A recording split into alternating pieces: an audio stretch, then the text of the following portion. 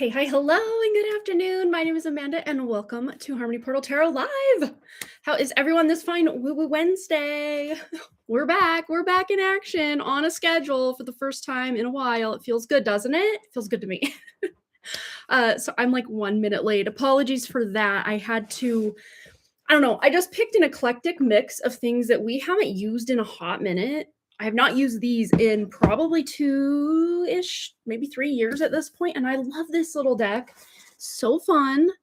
The Chakra Wisdom Oracle, Wisdom of Avalon. Just intuitively, when I really tune into Avalon and like King Arthur, Knight of the Round Table, Guinevere, all of that, during that, Avalon, it really reminds me of Avion, which is like Lyran roots, right? So I thought, oh, let's use that one. I haven't used this one, again, probably 2 to 3 years. The Dragon Oracle cards, I thought that would be fun to get into for this collective reading that we're going to do about all the changes. You know that song, oh gosh. I know it was a song before this movie, but I think it was, oh gosh, what was the one with Lindsay Lohan? Was it Confessions of Teenage Drama Queen, I think? They redid that song for that. It was either that or Freaky Friday. I'm pretty sure it was Confessions of a Teenage Drama Queen, I think.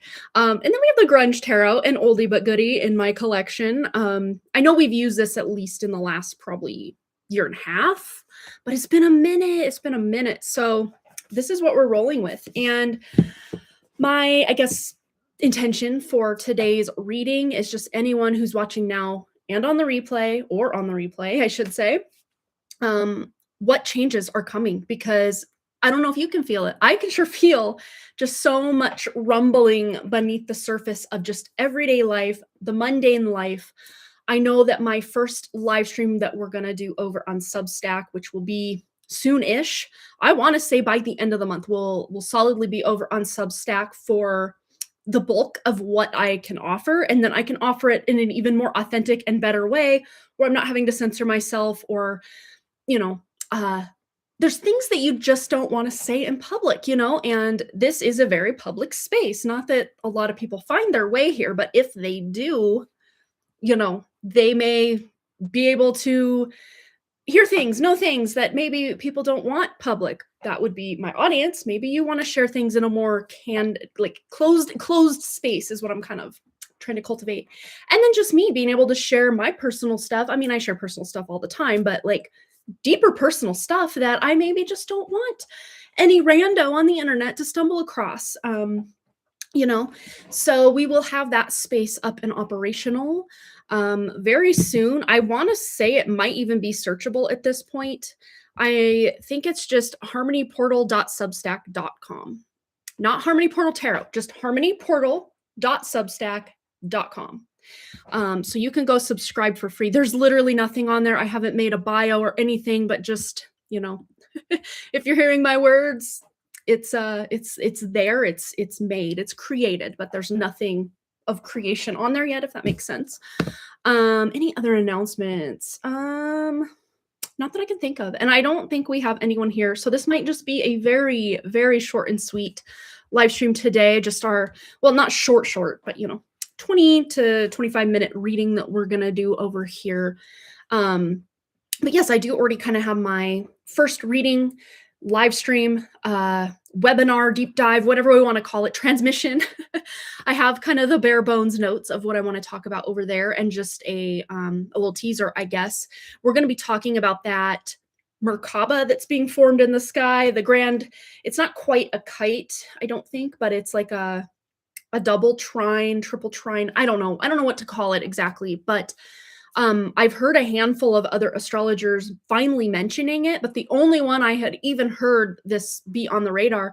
And it's weird because I had kind of stumbled upon this because I was trying to plan like things for Substack in the near future into the summer and stuff. And I noticed, I'm like, oh wow, Neptune, Pluto, Uranus, and Jupiter are all going to be at 10 degrees of sidereal, Vedic astrology in their respective different signs and houses. All at 10 degrees. That's every single outer planet. Well, we're skipping Saturn here and jumping down to Jupiter. as far as the outermost planets, but the 3 outermost planets are all gonna be at 10 degrees, and that I tried to go back and back and back through, like, history, and I can't find. I mean, obviously, when they were all at 10 degrees of the exact signs that they're in, could have been millennia ago at this point, like, we don't know exactly, but even just all 3 of those outer planets lining up at the same degree in their respective houses, whether it's at 23 degrees or 1 degree or 15 degrees or what have you, I couldn't really find it, but now I've seen a few other. Oh, there's a Molly, someone that's an astrologer that I saw, I think it was Amrit, um, and I always forget the name of Amrit. I only knew about Amrit because, Carrie Kay goes on his, live stream from time to time, or not live stream, his, he, like, interviews, guests, and I saw that she was speaking about it more from a Western lens, but we can still gain a lot regardless of the exact, nuance of, is it in this sign or that sign? The writing is still on the wall. This is a massive generational shift for humanity, regardless of it, if Pluto's in Aquarius or Capricorn.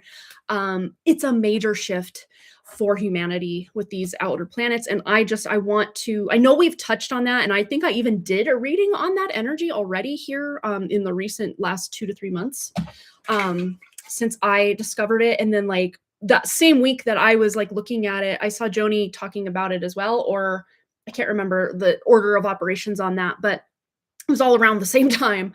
That I'm like, oh wow, okay, this is something. This is big stuff. So yes, we're gonna be deep diving into that uncensored over on Substack as the very first live stream that we do over there. It will be kind of like we do the kind of webinar, like I did the Internet as a PSYOP webinar here. I did, the Root of AI is Demonic webinar, a couple different AI webinars in my webinars playlist here on this channel.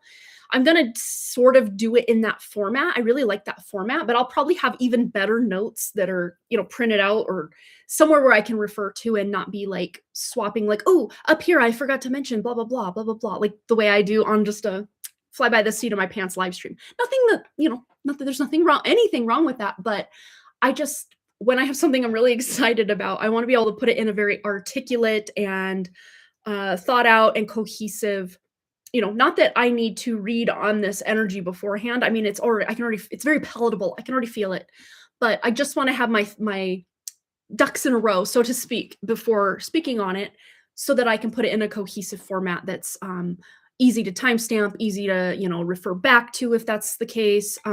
Because even though this reading is for kind of a very specific 3 to 4 to however many day period, because I know of those 4 planets that are all going to be at 10 degrees, Jupiter moves the quickest, and it takes about 12 and a half years to move through the whole zodiac. So it's, usually spends about roughly a year in each sign, but it is cooking through Cancer, which is in Vedic astrology right now. It just entered Cancer. It's going to be cooking through Cancer and going into Leo and then retrograding back, but that's beside the point. I want to be able to take this, 2 to 3 to 4 to 5 day alignment of these outer planets being at 10 degrees. And like I said, just because it's only happening within that 4 to 5 day window, doesn't mean that it's only the effects in those days. This is going to ripple out into the next couple 100 years or so. So this may be something that people want to refer back to. I don't know, but let's get into it. Sorry, I'm just so thirsty these days. Okay, so we're gonna start with our tarot. And if you're here, just put a hey, hi, hello, or whatever in the comments or in the chat so we can see that you're here.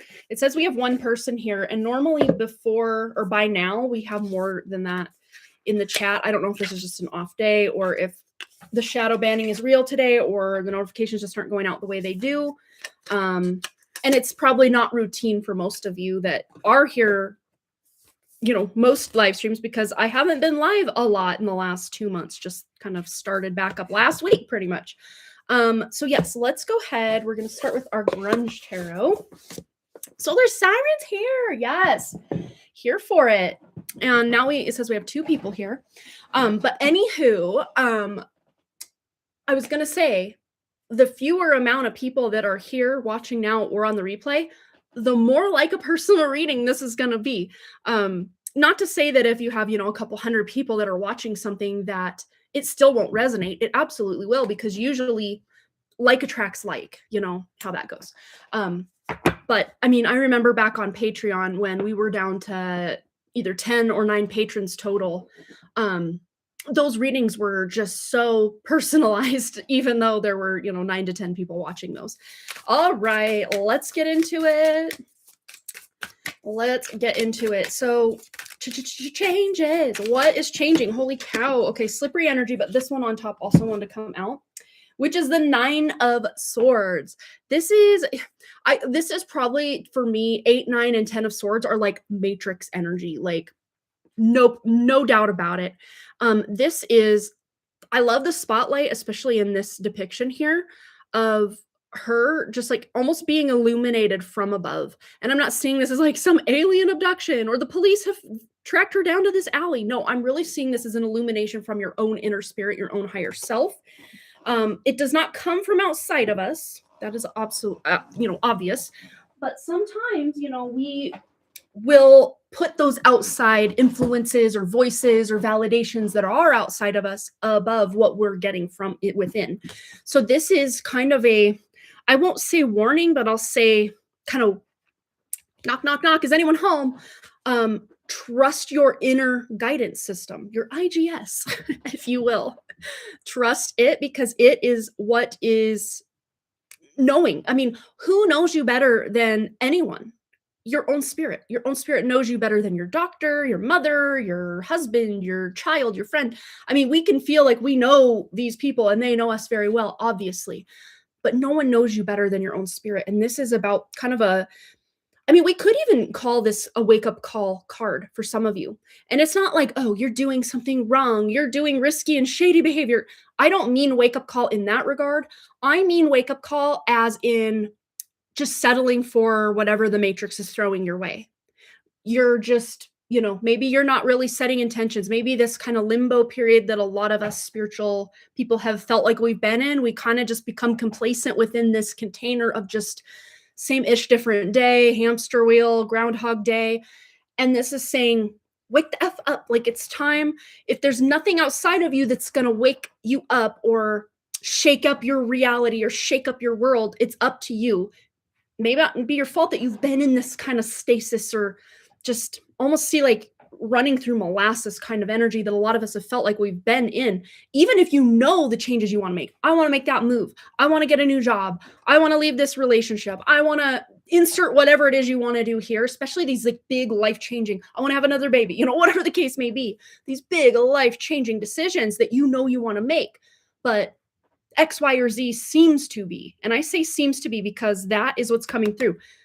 There really is nothing outside of you that can stand in your way. But yes, we are co-creators of this reality that we, maybe even just our higher self or our true spirit saying, this is the path, whispering, this is the path forward. And you're dotting all the I's, you're crossing all the T's, you're jumping through all the hoops with following your spirit's guidance, but the outside world just isn't budging. That does not mean that you're doing anything wrong. That doesn't mean you have to like boots on the ground, grind even harder. This is more about surrendering to your spirit and trusting that even if it's looking like things are completely bottlenecked, like we were talking about in that funnel analogy in our most previous live stream or two, because we had 2 live streams last Friday because my internet got cut. Oh, these are good things here. I love this. But yes, this reality that we have been in and are shifting into is something where we have much more illumination over what is true and what is meant for us. And even if we've been like, okay, I know what I want, but like things on the outside, all these dominoes need to fall so that I can take my first step. If that's you, if that's the energy you're in, like you're ripping, raring to go, but it feels like the outside forces are what is standing in your way, then this message is definitely for you. But if you're like, well, I don't really know what I want to do next, this message can also still be for you. I'm seeing 2 very distinct camps of viewers, watchers, lovely spirits that want some benefit from this reading here. So whether you fall into that head scratch, like life is okay, like there's nothing wrong, but like it's not that fulfilling, it's not that exciting, or maybe it's fulfilling and exciting enough, but you're ready for something more, but you don't know what that more is. That's one camp. The other camp is, I know all the things I want to do, but it's like the outside world just is, I'm like one foot on the gas, one foot on the brake. That's where I personally feel like I am. But wherever you fall into that, or maybe you're somewhere in between those potentially, um, take what resonates. But we have the strength card. And again, kind of it's funny, she's like in a bathroom. This is really giving like mall world, bathroom world, toilet world of of the dream space. But instead of having like, a junkie that has DRUGS's on the floor, it's like cheese and crackers or something. I see crackers. I'm not sure what this is. A water bottle. To me, yeah, I think there's like a little water droplet on there. Yeah. So it's like, but the water's run dry. There's no water coming in. In fact, it almost looks like fire going on here where it's like the like feng shui or vastu shastra, they're kind of very similar concepts where like the northwest corner of your home, you shouldn't have this, or you shouldn't have like fire or water or what have you. I'm just going by the seat of my pants. I don't know that that's actually true, but you look up like if you have a stove, which is a fire element, in a position in your home where the Vastu Shastra or Vastu is off, where there should be water in that location, but instead you have fire, you could be burning like energetically, you could be burning your own opportunities. Or just as an example, as I was telling my friend Jessa, she's having all these amazing job interviews from her bedroom, which also doubles as her office. Hopefully you don't mind me sharing this.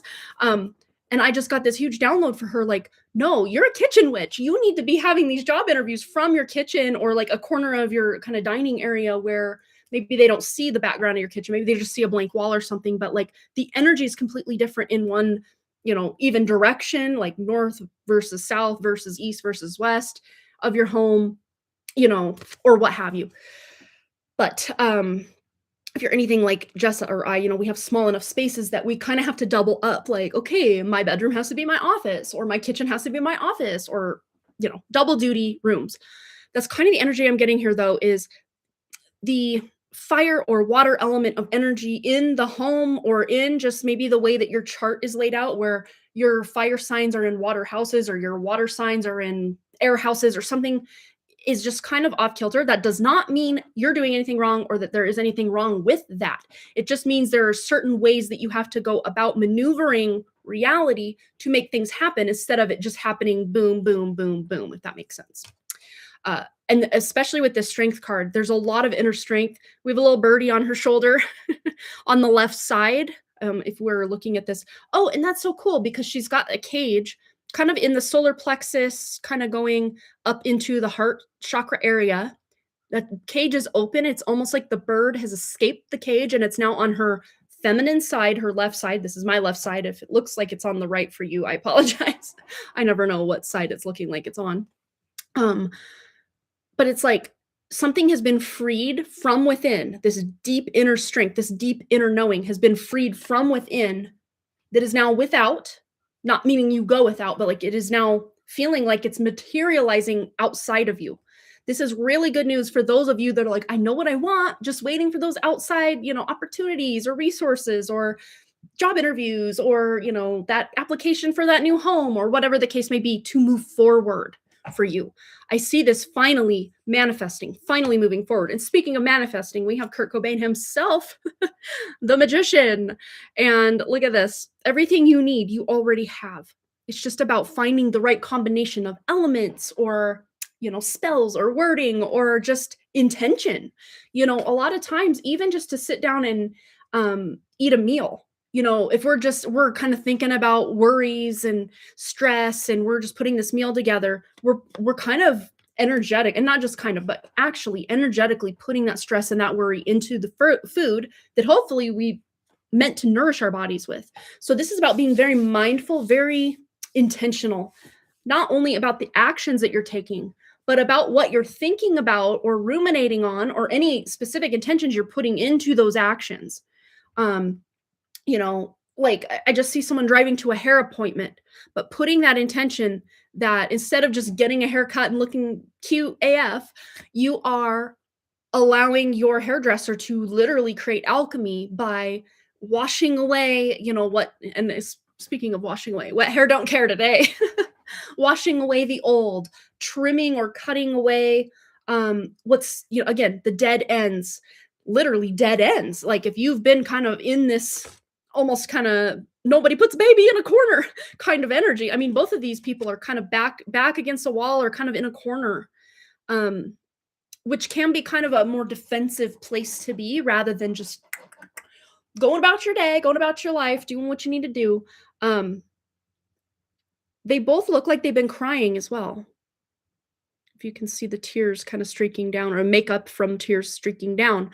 We don't have that with Kurt's card here, but we almost have that water element crying out from the top of the room here, though. So cleansing tears could be also very beneficial at this time.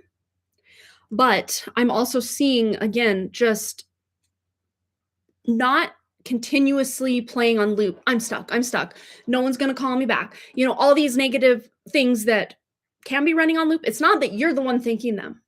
This is that kind of collective consciousness that's playing on loop, especially when it's almost like an algorithm in and of itself. It's like it's like kicking you when you're down. Like they know that you're waiting for that call for that job. They know that you're waiting for that, whatever the case may be. Ooh, Boston got a good grade on his geometry final. Yay. Good grades coming through. I kind of lost my train of thought, but basically what I'm trying to get down to is all of this outside stuff that we are wanting to move forward, and then we're having these negative thoughts that aren't really us, but again kicking us out while we're down there. That's what I was thinking about. The algorithm, it's like, oh, they're on a low frequency, so let's feed them self-doubt, let's feed them scarcity, let's really turn the screws on that scarcity wound and those money limiting beliefs. This is saying F all that. And if you catch yourself, that's half the battle right there. Maybe 75 to 80% of the battle is just catching yourself in that moment saying, yeah, maybe that's running on loop in my head right now, but that's not my reality. It may have been my reality in the past or something I may be afraid can be my future, but that does not make it real to me. I rebuke you. Or that's nice. Carry on. Move it along. I got better things to think about and dream about and create, actions to take. So this is about taking your power back, because so many of us, especially when things aren't running smoothly or, going well, we start to almost try to prove it to ourselves that we're unworthy, or, that I guess life just will never be good for me because, and then we'll pick out all this past proof of, remember that time this, growing up that, da da da da da. This is about, again, in those moments where you feel left out, where you feel like the universe has betrayed you or abandoned you, or you've betrayed or abandoned yourself in some way. Every next moment is a new opportunity to pick yourself up, give yourself a big hug, allow those negative thoughts to keep on trucking, because you have things to do. You have manifestations to bring forward, and you have, for lack of a better word, you have the balls to do it. Like, look at this. You have everything you need to make this happen. It's just these two very matrixy lack mentality and literal matrix, like nightmare energy. You could even have this stuff be kind of bleeding over into your dream space from time to time. And that's actually good news when you have dreams like that are just like, ugh, because that means you don't literally have to play them out in reality, in your waking reality, I should say, because it is a form of reality that's, what dreams are. They're amorphous and weird, but like things happen during them that, you almost feel like you dodged a reality bullet by going through that crap during your dream state. Not to say there aren't like targeted dreams and nightmares and attacks that can happen. They absolutely can. But if they are happening in your dream state, just know that they're not likely able to get to you the way they want to in your waking state when you are fully conscious. So they have to kind of take a backdoor approach to like dig at your energy. All right, let's move into our dragon oracle cards. See what's available for us today. What do we need to know? It's been a while since I've opened these, so let's really clear the energy. Clear the energy. Let's just get... Oh, and the reason I wanted to specifically pull this deck out today, she's changed her name many times since I've been subscribed. She used to be Tarot and Beyond, I think. I don't know what she is now, like Aqua Gem or Ice Gem or something. I can't remember. But it was really crazy because speaking of dream state, this all makes sense before we get into our next card. Just tell you about my dream the other night. My dog Judy, for those of you that have been around a minute, you know, she died in 2021, but she was like a soul pet to me, like ultimate soul pet to me. And she was in my dream the other night where we were at Wrigley's elementary school and Judy was running around and I was ready to leave and I was getting in my old car, which was a Saturn SC2. For those of you that remember, it was a 1997 Saturn SC2. It was my old car. Saturn. But anyway, I wanted to get in this car and there were these 3 kids I didn't know that were like hanging out in my car. And they're like, well, we're trying to get a hold of our parents. And I'm like, well, do you have a phone? Can you call them? And they're like, well, we can't get a hold of them. We can't make the call work. So like I grabbed the phone and I'm like trying to call and I'm calling and over and over and over and over. And I think the dream just ended and I was just like getting frustrated because I couldn't. And you guys know me, the couple live streams ago, I was talking about my lucid dreaming experience where I was able to, because I couldn't open the phone or make it work on Facebook the way I wanted, then I was writing, I'm like, I'm dreaming right now. That didn't happen in this dream, but what it did was I was watching the pick a card by Tarot and Beyond or whatever her name is now. And I was recalling that dream because she was just talking about certain things in the dream or in the reading. And I was remembering my dream with Judy. And she literally says, I'll play it for you. I will play it for you. Right as I'm thinking about Judy. I got to go to my history real quick. Stand by. But right as I'm thinking about Judy, she's not even talking about any specific person, but she goes, I just heard the name Judy. I just heard the name Judy. I almost spit my food out. I just start crying. I'm like, oh my gosh. And it was a message about like, get ready to receive. Like, it was so good. Okay, how much music have I listened to since I got this reading? And that's so funny because I haven't listened to a pick a card in, I can't even tell you how long. Oh, that's right. I showed Wrigley last night because, yes. Okay. So, okay, someone told me that. Let me turn this ad down. I'll get this. And then we're going to get into the rest of our reading. But I just thought, okay, this is just too cool not to share with someone besides just Wrigley. Okay. Your power that's your All right. power. So she's using these cards. Royal blue and gold dragon strengthens you to stand in your power with wisdom, awaken to your own majesty, and wear your cloak of power with pride. Now it's funny that because they were just showing me a throne, that's why I used that phrasing and that imagery. And then it says here, awaken to your own majesty. See? Majesty. Your majesty. Let the squires and the apprentices and it's not like a little bit. You're letting other people do the hard work. No. Dark blue galactic dragon helps you listen to the voice of the universe, ignite the codes of your master blueprint, access cosmic wisdom, and enter higher service. And I'm hearing it will all be revealed. So really the best thing you can do is just to, Judy, I'm hearing the name Judy. The best thing you can do is just to open up to receive. You see the way he's holding his bag? Open up to receive. Open up to receive. Magenta dragon on the bottom enables you to bring forward your soul wisdom. Awaken. So today I definitely wanted to use this deck because I have it and I haven't used it in a very long time. So we're going to be pulling a card for our little collective. I just want to share that real quick. All right. So what do we need to know? Those of us watching now on the replay about these changes. What do we need to know? Ooh, we have 2. These 3. Okay, 3 want to come out. So we have the black dragon from Saturn. Ooh, and I was talking about my car, Saturn, my Saturn SC2. Funny. Brings you wisdom through spiritual discipline. Concentrate. Focus on your ultimate vision. What was I saying earlier about being very clear with your intention? Like, what is it you want? What is it you need? Yes, focus on your ultimate vision. Congratulate yourself. You have passed a test. Look at that. Okay. The next one we have Thor's red, black, and gold dragon. Protects you in times of change. Changes. Turn and face the strain. Changes. Yeah. A time of rapid transformation. Oh, transition and transformation. Relax. You are safe. Sky Daddy Saturn. I know. I think that's hilarious.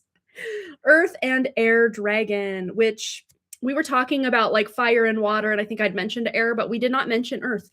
But represents a perfect balance of heaven and earth. Stay balanced, ground your visions, your intentions, manifest your hopes and your dreams. So this is kind of reiterating everything that we've already talked about in a lot of ways that I don't feel I need to add to it. We can just kind of let that message be that message. And onto the Wisdom of Avalon Oracle cards. See what beautiful gifts are waiting for us here about these changes. And even good changes. This is something I say a lot, but it's coming through loud and clear right now. Even the good changes or the necessary changes or the changes that we know we need to make for growth that are exciting and fun and they feel really good can be scary, can be bittersweet, can be sad, maybe even a little bit. You know, this kind of goes along with bittersweet, but this is about allowing ourselves to grieve past versions or maybe the current version of yourself. Maybe it's not the most horrible thing ever, but you're just ready to expand into the next version of yourself. But it's okay. It's okay to feel sad for the life that you're currently living or have been living. It's okay to allow yourself to, you know, let those tears fall. Like these lovely ladies here in these cards, let those tears fall because especially tears of grief or sadness or when you're in pain, there is like a pain numbing or like a pain relieving element that pops into those tears. They're way different than the tears that you cry while you're chopping onions or even tears of joy, which are there's other like beautiful chemical and hormonal things going on in those types of tears. Like onion chopping, crying tears that don't really tie to an emotion, they really are devoid of those different structures. But when we're crying tears of grief or you're in pain, there's almost this. I just heard the word analgesic, which is kind of like an anesthesia effect that those tears will bring. But it's not to numb the pain or to spiritually bypass things. It's to almost help you through that intense grief, that intense sadness, that intense pain. For those of you that are making changes that are in your highest good, but that are heartbreaking for whatever reason. Maybe you loved this job, but this new boss at your job is just insufferable and you have to go. Like, the writing's on the wall that maybe this boss was put into this specific, job because it needs you to stop playing small or stop shrinking yourself, even though like the dynamic, like the people that come to the job, the coworkers are really great and fantastic. You're being asked to step into a greater version of yourself that you wouldn't have stepped into until this nasty new boss came in, or, that's just a weird example. But we have here restriction, but we have birth and rebirth. Okay. It's really interesting because with this combination, it is calling, this specific duality here is the calling card of Ashlesha Nakshatra. If you know anything about nakshatras, it is in the Vedic degrees. So it's in Cancer, it's in Vedic Cancer, fully in Cancer, if I'm not mistaken. Yes, because Magha starts at the very beginning of Leo. So it's the very last, I want to say 13 degrees of Cancer. In my chart, that's the 10th house. So I'm like envisioning my own 10th house. But Ashlesha is a very healing nakshatra. But at the root of it, it is about like constricting something, holding on with a death grip, even to the things that we know aren't good for us anymore, that almost start to poison our reality until we allow them to release. And then as we allow this release, this letting go, this falling or passing away of this old version of us or this old container that we've outgrown, shedding of our snake skin, right? With Ashlesha, which is symbolized by the snake, a coiled snake that's wrapped around something so tightly. But in that poison is also the anti-venom or the antidote, the medicine The medicine is within the poison, but it's about, again, a very specific form of alchemy, chills, a very specific form of alchemy that we are currently undergoing as a wonderful, amazing spiritual little collective here. This is not for the greater humanity. This is for our little collective that are watching now and on the replay. That this poison or this toxicity of a specific environment, relationship, job, way of being, limiting beliefs, whatever, insert here, you'll know intuitively. Maybe it's all of the above for you. Maybe it's only one or two things. Maybe it's something I didn't mention, but you'll intuitively know. That's the beauty part of these readings or these transmissions that come through for me, for you guys, is I don't have to spell it all out and spoon feed it, because you guys intuitively are getting hits that have maybe just nothing exactly to do with what I'm talking about, but it triggers something within your own psyche, your own spirit, to come forward for you. So I like to consider my readings not as, oh, let me predict your future for you. No, this is to get you in your own spirit, connected to your own spirit of chills for days. This is just simply me getting you, kind of almost acting as like, I'm seeing like in the olden, I know specifically in the Answers Simple deck where there's a mud puddle and this woman, with the big hair from like the French times. I mean, we're still in French times. France still exists, but like the Marie Antoinette times with the big, white powdered wigs and stuff. She wants to get into the carriage, but there's a mud puddle. So the guy needs to throw his coat down. I like to act as the coat thrown over the puddle so that you can do your own work, but you don't have to get lost in the sauce, if that makes sense. So it's like I'm holding space for you from my true, authentic, organic, original spirit. A lot of readers do this, but they have not cleansed and cleared their own energy enough to not allow themselves to be used almost as a siphon of their own, viewers or clients or, people they're reading for's energy. That's some work I've done, and I know a lot of other readers have done it, but not all of them out there. That's just an aside. But we have the number 50 for rebirth. And it says here, the sacred journey markers. This is on both of them at the top. And I'm not familiar enough with this deck. I haven't used it enough. Oh, the guides of the fairy. It says at the top of this one, the earth fairy, physical health, grounding and foundations. And this is the back of the deck energy. This really is the ultimate right here. If you don't have your health, everything else is going to be cattywampus. I speak from recent current experience. If your health is out of order, everything else in your life is kind of up in arms or kind of in this weird stasis or limbo, or just even like disrepair, or just like, I don't know, whatever you want to call it. But if your physical health is off, your grounding is off, your foundations can be off. And, one of our biggest foundations in our life is obviously our body, but second to that would be our home. And my whole home feels, when you have to just take like a significant chunk of the better part of 2 months basically and be in rest mode, your house starts to like, you have 3 other people and dogs and, day-to-day operations going on. Your house starts to look like a zoo, as mine does right now. But it's just kind of almost this cascade effect. If your health is off, everything else starts to get off. And it kind of all starts and ends in the gut. Like really, if you can get your gut health in order, everything else in your life, not just in your body and the homeostasis within your body, but the homeostasis within your life starts to lock in, click into place. But this is going to be a starting point for anyone who feels like different areas of life are kind of off. It usually always starts. It doesn't start in the physical, but by the time you start having physical ailments, physical issues, there's been a lot of spiritual whispers and knowings and things going on that you haven't quite gotten the memo in, to where it's now physically showing up in your reality for you to be forced to deal with said health ailments, issues.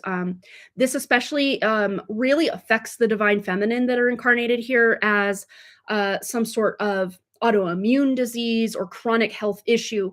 It's not just there to piss you off or to poke the bear. I mean, yes, entities, archons, whatever, can utilize these ailments, illnesses, and really, again, turn the screws or really make you feel like your life is just like one big dumpster fire or what have you. Like they can utilize what's already going on. But if you can clean up your health and get to the bottom of any kind of health, if you're having any kind of health issue, say it's a blood sugar issue or an autoimmune issue, or like I was dealing with those chronic migraines. I've had not even a migraine, not one migraine since my infusion. Thank goodness. I've had a couple headaches, but nothing to the degree and level I was dealing with. So like, hell yes. Hopefully I'm getting to the root. I mean, that's just the physical root because everything has a spiritual root, obviously. And I'm dealing with that as well. But just as far as the physical grounded reality of it, we have the 27, which adds up to a 9, which is about closing out toxic cycles with our health, with our homes, with our, even just how we are in our body. If we're even in our body, most of us, a lot of us are in our heads more than we're just in our bodies. And then going back to this combination, so we did have the number 50, which adds up to 5, which is about changes, but it can be a bit chaotic, a bit conflicting, especially if you're making these changes to, again, let's just say maybe you're making some dietary changes to better support your gut health. And the rest of the people in the house maybe are like, but I love my junk food. You can't maybe force these changes upon others, but you can go through these changes. But then maybe your body starts physically changing for the better. And then all these people that maybe are in your home, or I'm not saying this is not my example, but just, as an example, people outside your home, people in the community, like, oh, you're losing weight. Like, you're looking really, you're glowing. Maybe at first they're like, oh my gosh, this is amazing. But a lot of times, especially if you're someone who's really on a journey and you're really changing, maybe you're losing 100 pounds, maybe you are toning yourself up and you're taking better care of your hair, your skin, your nails. This starts to be reflected. And there are going to be those people in your life that are like your biggest cheerleader. They are here for it. They love the glow up because they love to see you shine. But then there's also going to be people in your life potentially, unless you've really vetted out, and we can't really vet out, our extended people at work or in the community, because we kind of just have to show up at, the grocery store or the sports, whatever if you have kids that are involved in sports, or you're in some sort of organization where you can't really control the people who are coming and going from that organization or that club, or, something at work, these people may be jealous, or they may be, who do you think you are? Like, why do you think you deserve to look good and feel good? Like, there are just going to be those people. But this is, this one. But this is about you doing what's in your best interest. Your best interest, not to prove anything to anyone else, but to get into spiritual alignment. That's what this comes down to. This is not about trying to impress anyone, not trying to be better than even who you were yesterday, but this is about you getting into spiritual alignment. And then we have, it's very interesting here. This is restriction, but we have here on the path, I don't know if you can see right here, these kind of little cross hatch marks. It's like the number 5, which the 50 here added up to a 5, which is about change. And it's interesting, we have 2 paths here. So this is the sacred journey of markers. Maybe these are cards about paths or what you're walking. This is definitely like an autumn scene with the leaf litter from the trees and you're crunching through it. It's kind of almost like an ASMR experience to crunch through some leaves, and the smells and the sights and the sunlight pouring through, the branches. It feels very, I don't know. There's something almost alive about the death of the leaves, because the trees are not dying. Just they're shedding what's not going to serve them moving forward, and they're not afraid to let those leaves go when the time comes. And not only do they let that go, they then use this almost physical composting alchemy to then turn those leaves into kind of that fertilizer for what's to come in the next seasons of life. But this restricted path here, restriction. This is, the number, there it is. So this must be a symbol, because we have it's on the path here, and then it's up here, and then this one has that, but it's also carved into the tree. So I'm going to actually look at these. I'm being called to look at these 2 specifically. So let's see what these symbols mean. Again, I'm not as familiar with the Wisdom of Avalon Oracle as I probably should be for having owned it for a very long time. I haven't used it that much. How to use the cards. Let's see. Okay, let's just try to find. So we're at numbers 35 is our first one here. Let's see if we can find it. Okay. Let's see. I'll just read it. I'm not seeing that the symbol itself is standing out anywhere, but maybe it'll talk about that. This marker brings notice of restriction in all things. You are in a prison of your own making, or at the mercy of that which is temporarily out of reach. You aren't able to move forward constructively at this time. But again, remember, it came out with this card. So there's nuance here. There's nuance. Be patient, pay attention to the next right action, and sooner than you know, the prison doors will swing open. This is very Eight of Swords energy. I know we got the Nine of Swords earlier, but Eight of Swords is a prison of our own making.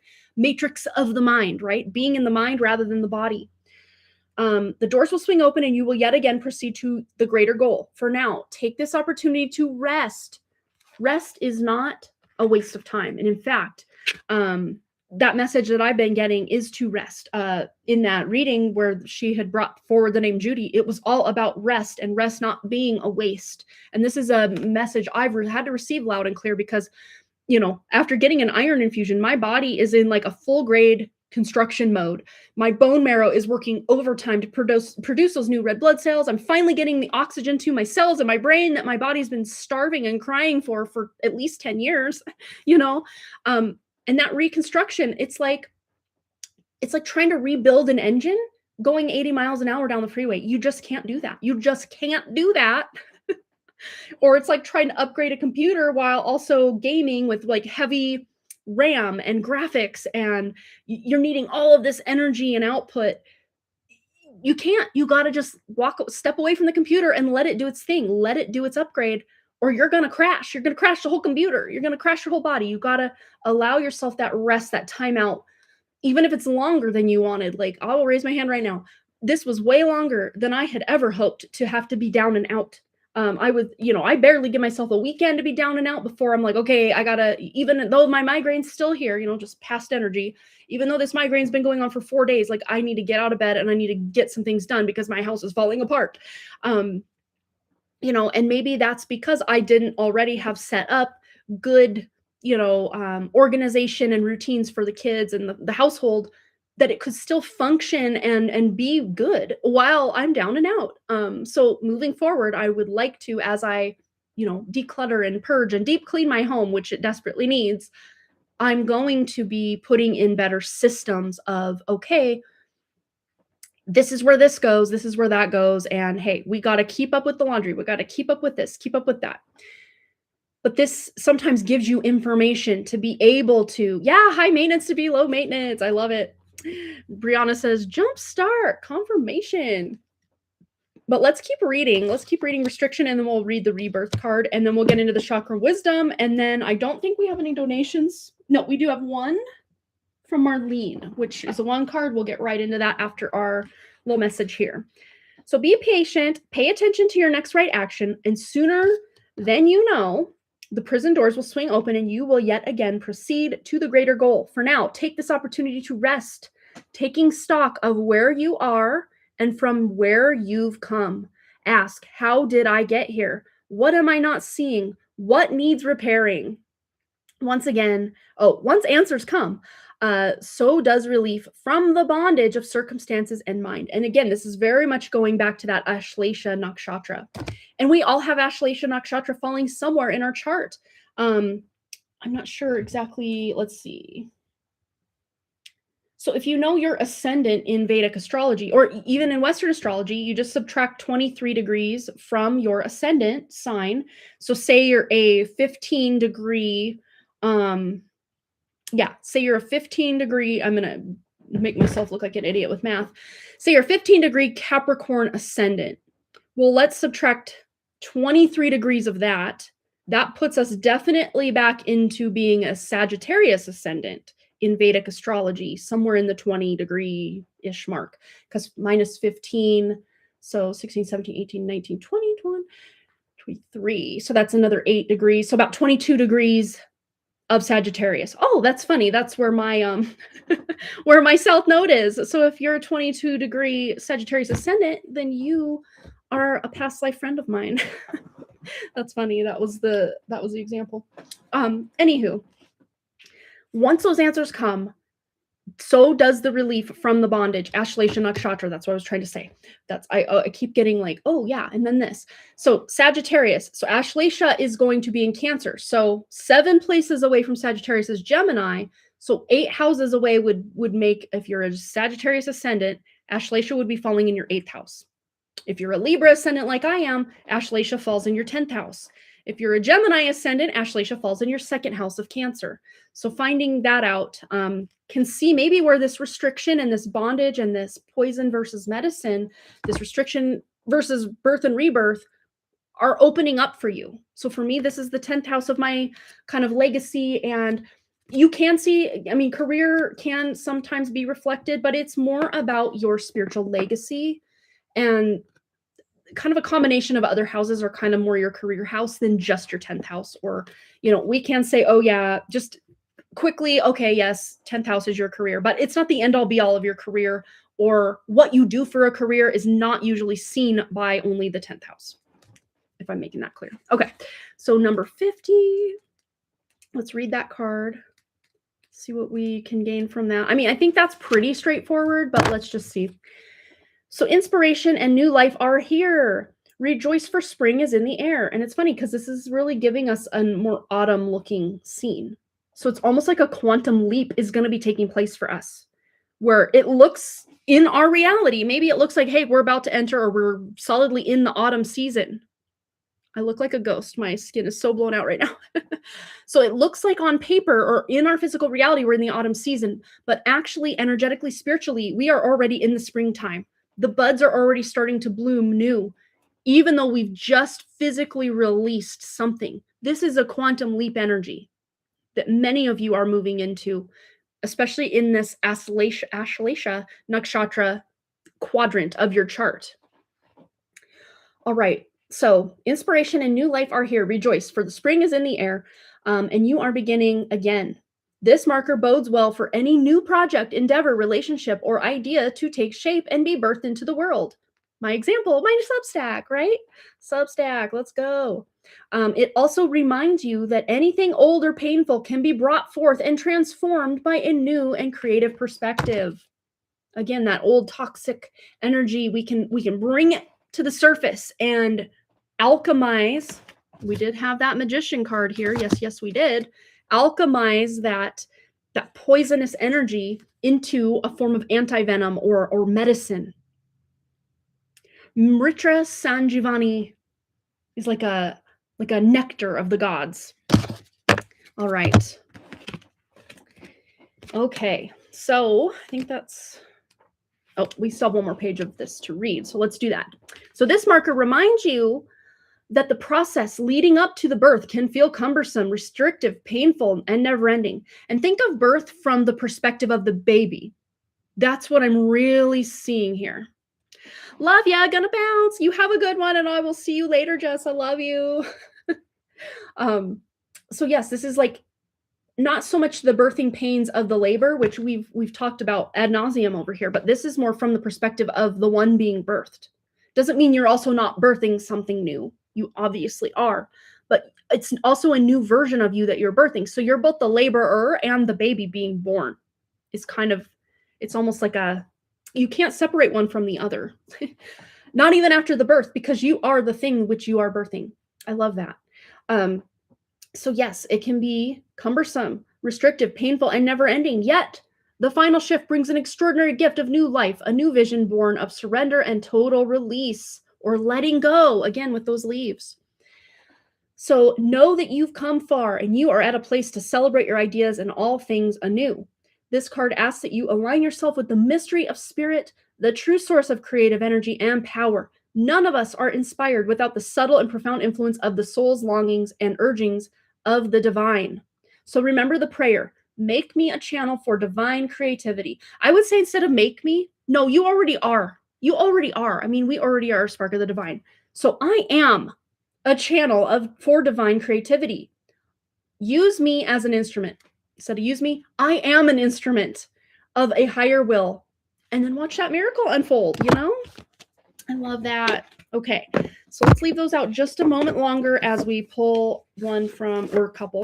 Let's do 3.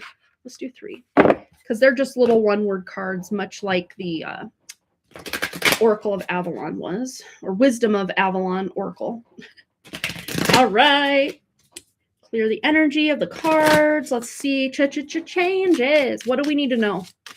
These are chakra wisdom, so they kind of are color-coded in relation to kind of your standard 7 chakra system, but we can kind of evolve our energy and meaning from those. We have completion. Okay. I have a lot to say about that. Not just in the actual sense of completion, but something about ancestry. Ooh, we have renewal with root chakra. One more, please. I mean, can we get any more literal to what we've been talking about? And then balance. Hello, we had mentioned on, I think it was that third dragon about balance. Yes, represents perfect balance of heaven and earth. Very Libra energy, very air energy, very throat chakra energy. Speaking in a balanced way. Maybe you are angry, but maybe you're not just spewing all that anger out. Maybe you're alchemizing it and then finding a better, more productive way to bring this conversation to someone in your life that you're angry at. Or these people seem very bitter, or just they're over it. So something that you're over it. You're finding a way to speak from your spirit using your throat chakra instead of just pushing it down or not saying anything or going along to get along. You are finally speaking your truth. And I heard get a clarifier with this from the tea leaf, so I'm going to do that. All right, what do we need to know? Okay, 3. Apparently, we're really just getting cards today. Okay, so for the balance card, we are clarifying that with torch, boat, and harp. Okay. So with torch, spiritual development, enlightenment, awareness, and understanding. Maybe you're speaking your spiritual truth to more people, or you're finally finding courage to be able to speak your truth. For some of you, you are using the spiritual knowledge, development, enlightenment, wisdom, and awareness that you've acquired over the years of this lifetime and many other lifetimes past to monetize that in some way. Money or property through inheritance, winning, or windfall. And to me, this isn't just being handed to you. This is your good past life credit, your purva punya, I think they call it in Vedic astrology, which is all about your 5th house, past life good deeds that you are now able to reap beautiful rewards from. And one of the most beautiful rewards outside of our physical vitality and health is just pure happiness, like happiness. And happiness and what causes happiness is going to be different for each of you. So like just maybe even doing a bit of a journaling, how you can get more balance in your life is to potentially balance out all those adulting and lifing things that we have to do with something that is going to bring a lot of happiness and joy. All right, so let's go to this one because I think this one's pretty self-explanatory, especially with this combination here. Where you were once restricted, there's now a birth and rebirth and a renewal. But this card also goes hand in hand with this birth and rebirth or restriction, especially if we lose. We didn't lose them. They're not lost. They're somewhere, right? But there's this almost illusion that they are lost to us. We can't talk to them anymore. We can't hug them anymore. And maybe the physical part of being able to hug someone that we've lost, like in my case, my dog Judy, my grandma, my best friend John that passed away, just as a couple of prime examples in my life. Maybe we can't physically hug that person, especially if they come from your own lineage or ancestry. Their literal blood and DNA and cells are running through your veins and your body. They're still part of you, literally. But if this is someone that was more of a pet or a friend, someone who wasn't blood related to you in some way, they are still very much energetically a part of you. And I'm also seeing this almost interweaving, not in a bad way, but like a commingling of DNA in a way that you are still telepathically linked to this person, should you choose to I'm seeing like those, the can and then the string and then another can where you pull on the string to let people know, hey, I want to talk to you. And then you one person's talking, the other person's listening, and then you talk through it and then they listen. Like that's what I'm seeing, but like through spirit. But I'm seeing there also something has stopped with you as far as like a wound or, I hate to even call it a curse because at any point we can step in and say, yeah, enough's enough. It ends with me. Generational traumas, wounds, curses, baggages, restrictions, resentments, ways of operating, limiting beliefs, all of the above, and everything else that I've not included here, whatever resonates for you. the buck stops with you, is what I'm hearing, to where you can put to rest, lay to rest the things. And this kind of goes back to grieving past versions of yourself. Maybe this is your own self, your own darn self that you have buried. And now you're grieving the loss of that past self. But that's not going to last forever, because this is what's awaiting you after the grief of the loss of that past version, or that crossover loved one, or a way of operating in life that you are going to miss and you used to love it, something that was taken away from you as a child, or earlier in life, or even just recently, wherever that falls for you. But this is what this is leading to. This is not even, I'm like, this is not even just summer. And then I look deeper at the card. It's all 4 seasons represented. Look at that. We have the winter, the fall, the spring, and the summer.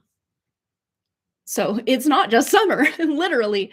This is all 4 seasons wrapped up into, and that's what, instead of just following and being a slave to time, it's like we are able to bend and move time and make it work for us, but still honoring the cycles of Mother Earth, Mother Nature. Wow. What a powerful reading. I did not expect all this today. So that's, you never know what you're going to get. It's like Forrest Gump, life's like a box of chocolates up in here on Harmony Portal Tarot Live. But yeah, thank you for hanging out with us. This was fun. We're going to get into Marlene's question after I put all of this away. Catch up on some comments here. Yes, I hugged my mama in a dream and woke up sobbing. I miss her. Aww. So much like my soul pet Judy is visiting me, Mama Monica is visiting our lovely Brianna. Oh, and it's those dreams that just feel so freaking real that it was real. Like we were talking about earlier in the dreams, like even though it didn't happen in quote unquote reality, it's still a form of reality where you're experiencing the good, the bad, the happy, the sad, the everything in between, the matrix tricksters, everything that goes on in the astral. Because it's not all bad, right? It's not all bad. And I've seen this for years now, that the astral basically is completely merged with the 3D at this point. It's just easier to access those hidden, kind of still to us in the 3D, hidden layers of reality that are playing out kind of behind the scenes. It's kind of hard to explain. I hope to maybe go into more of a deep dive on what exactly do I mean by some of these things that I'll say it and I'll just keep going and brush right over it. Like, what do you really mean by that? Like, I hope to be able to get more into that over on Substack when we are fully operational over there. Not just as live streams or webinars, but like as written, something that you could print out if you wanted and put in a grimoire or a journal or, I don't know, a notebook, whatever you want to do. I'll probably keep these handy just in case we want to use them for people's personal readings today. But just for now, we're going to do a little bit of housekeeping, clean all this up. We have Marlene's question. I think that's the only donation.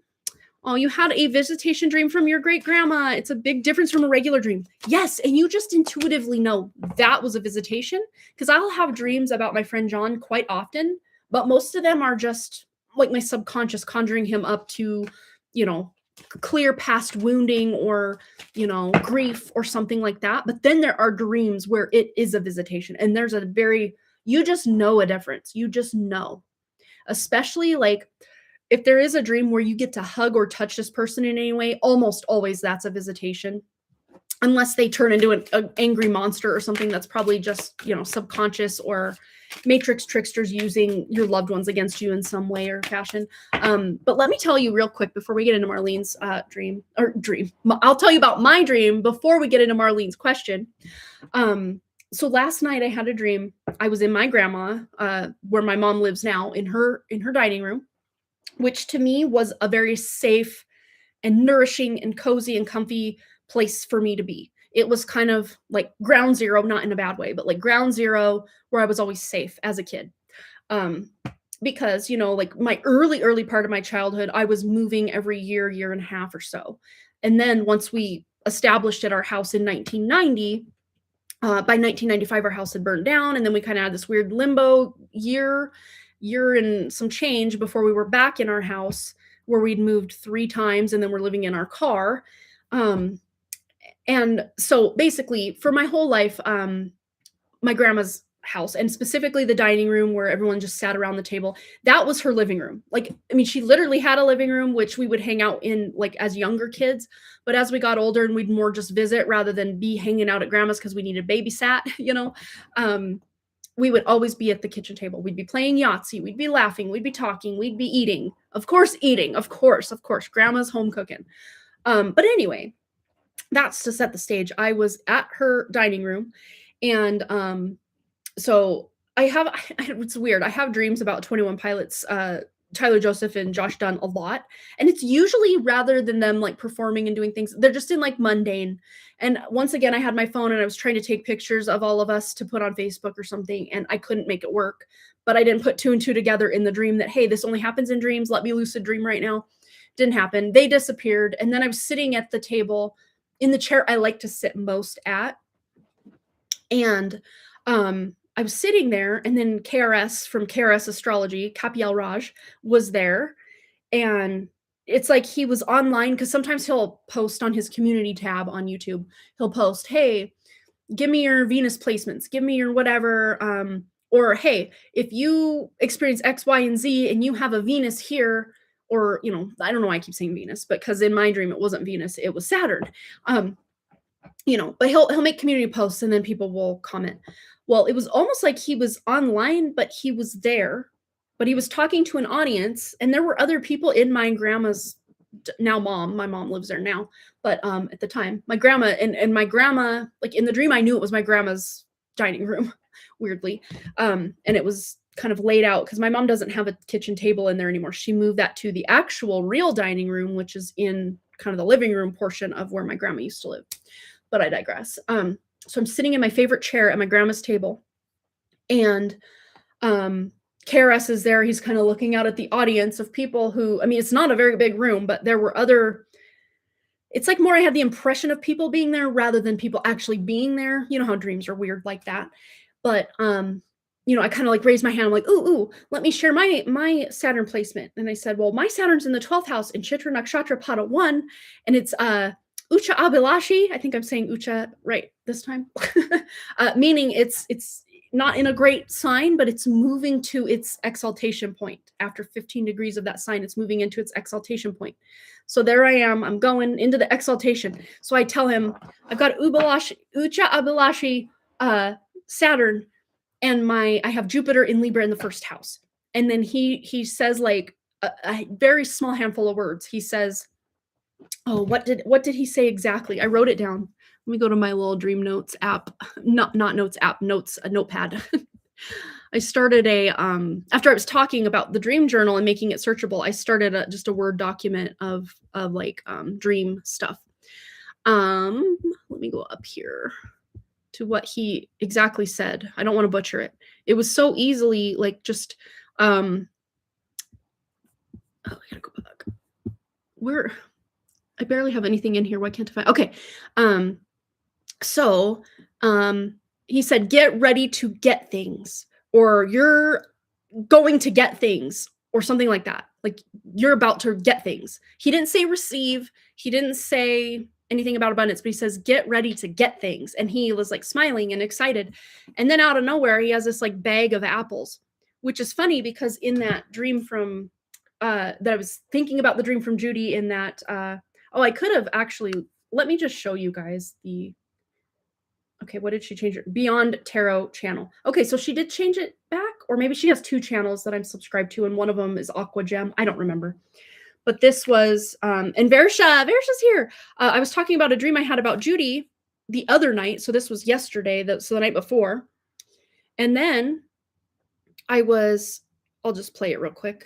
Just a little snippet of, I was thinking about my dream, kind of replaying it in my mind as I'm watching this pick a card. And this is what she says. As I'm thinking about my Judy dream, she says this. So really the best thing you can do enter higher service.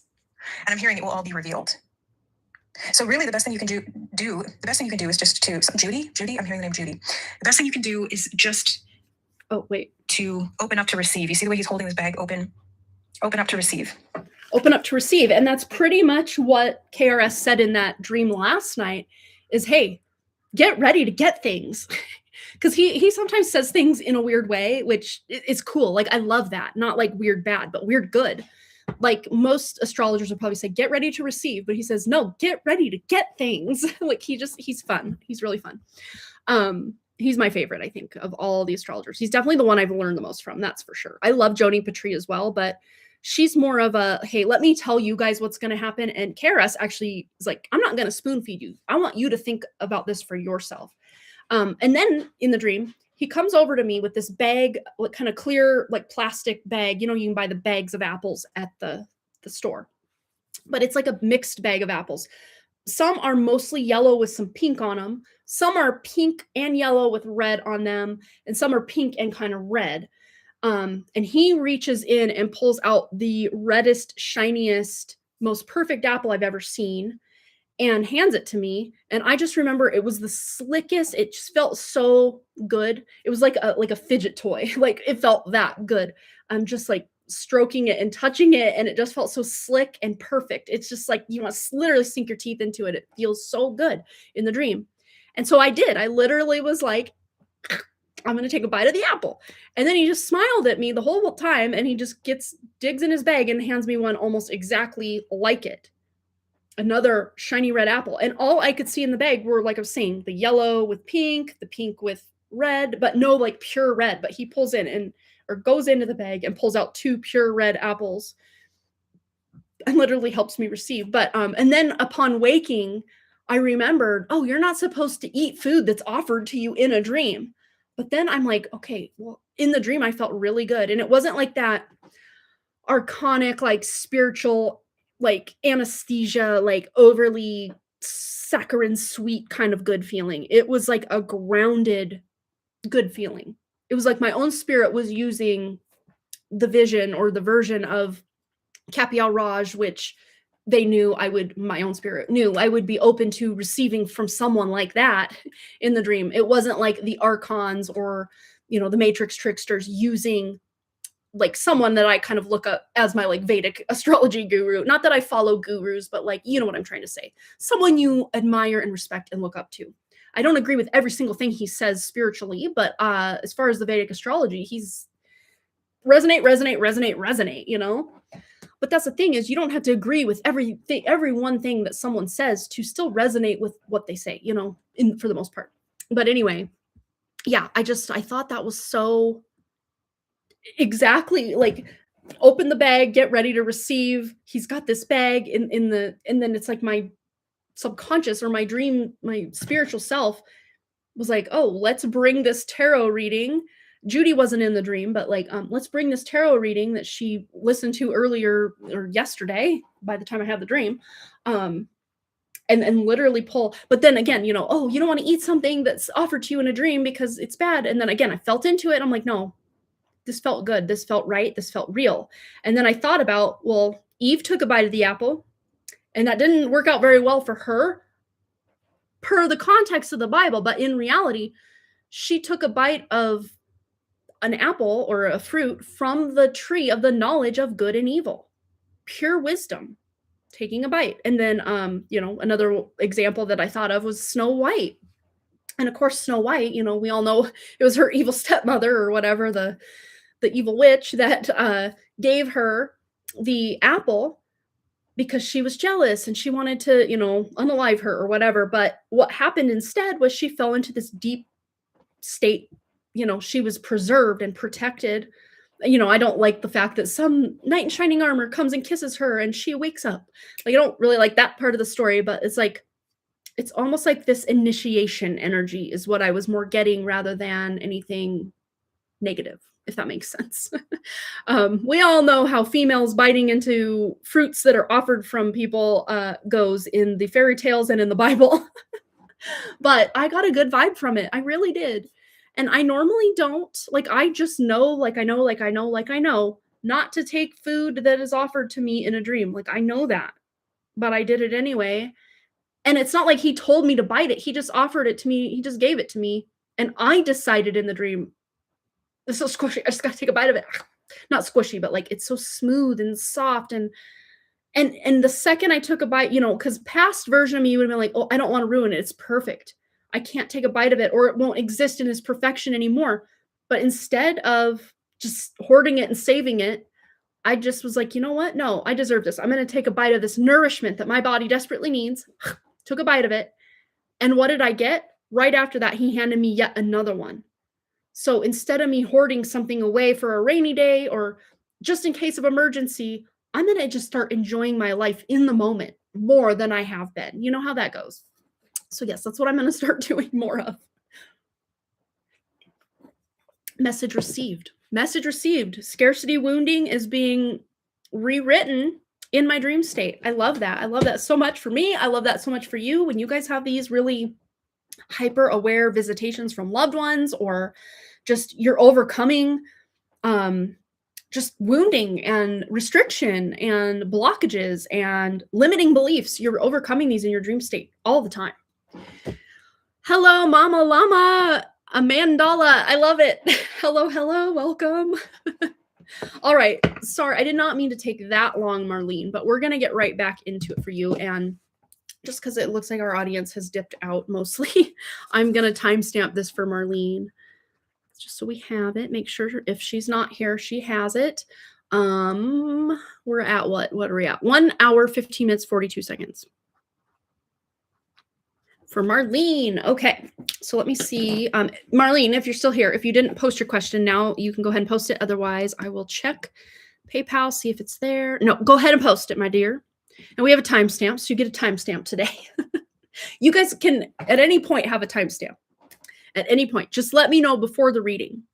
And then I will have to remind myself after the live stream's over, hey, post the dang timestamp, because sometimes I do forget, but I usually will remember within a day or two and then get it up there.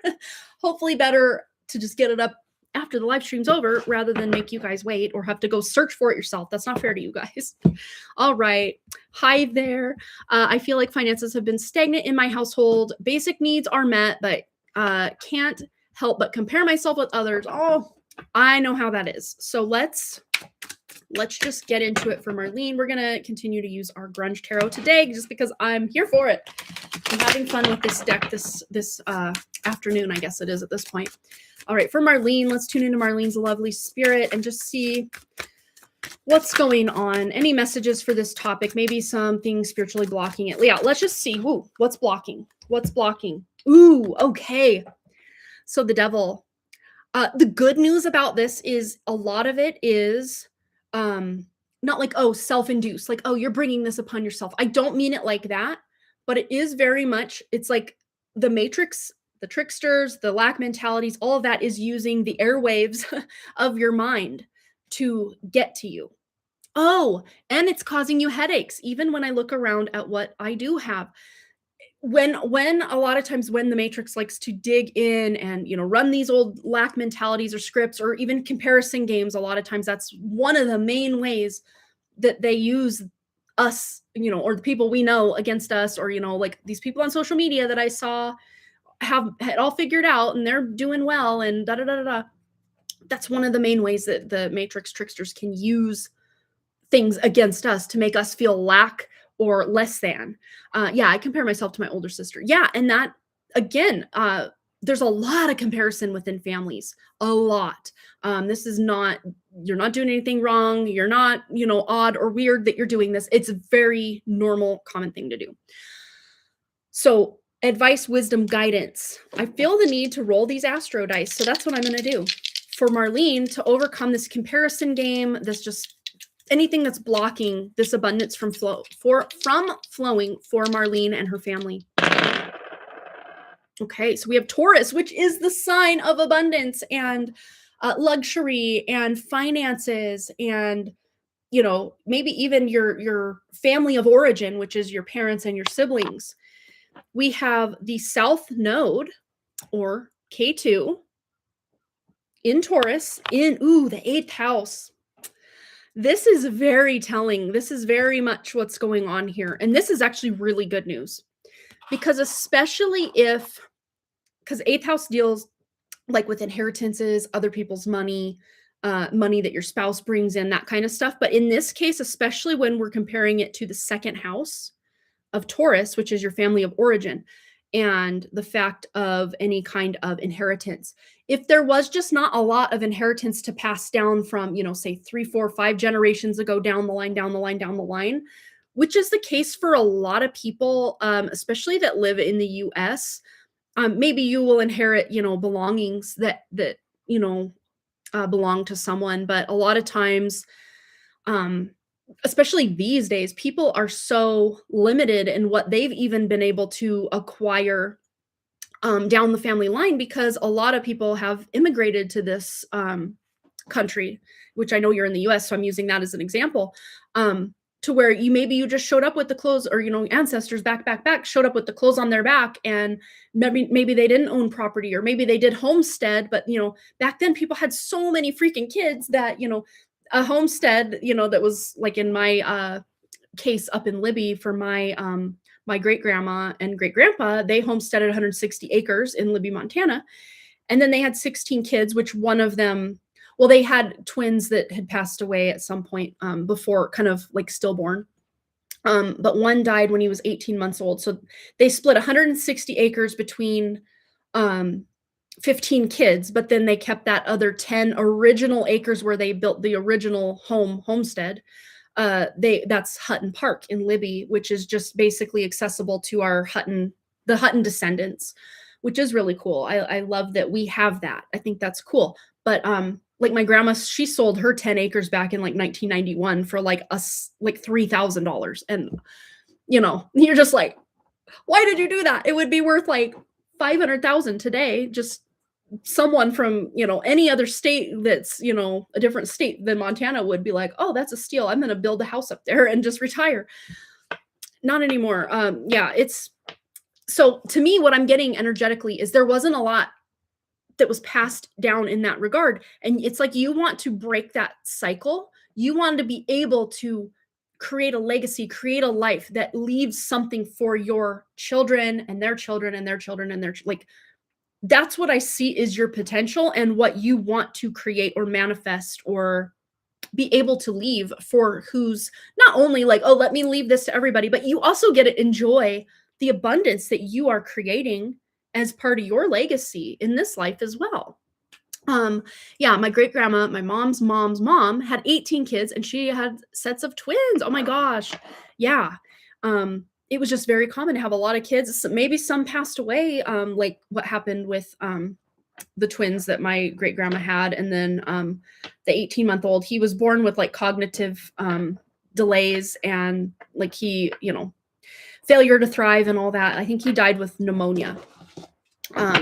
Yeah, but I want my kids to have a nice quality life. And that's what so many of us in this kind of millennial and Gen X and even Gen Z, like, we just, that's what we want. Like, that's our greatest wish for those that come after, is to have an easier way of it than we had. But let's just get some additional guidance now that we've kind of come to the kind of core issue. Like, what is the guidance and wisdom to bring this forward? Oh, I love this. I'm not so much loving this, but I love this. But the good news about this Seven of Swords here is 3 of them are on the bullseye. He's holding one in his hand, like Ace of Swords, clarity. The 3 of Swords, which is about, loss or grief of loss of something that never was, even potentially in this case. But then you have another 3 swords that are kind of almost acting as an Ace of Swords, an Ace of Swords, an Ace of Swords, an Ace of Swords that you're holding. You're wielding this. You're bringing this forward instead of having to deal with the lying, cheating, stealing of the patriarchy, the matrix, past, whatever, just kind of the cards you've been dealt, the lot in life that you have.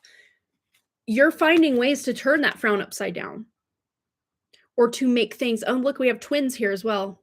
Or, kind of a representation of twins with the Sun card, or like a mirrored image, like male, female, masculine, feminine, almost like mirror images here. And we have the Snake, which is about healing. And this is an unbroken bond between the masculine and feminine. And I can almost even just interpret this as the masculine and feminine of you and your husband, Marlene, that are looking to heal this for both sides of the generations before you, for the generations to come, if that makes sense.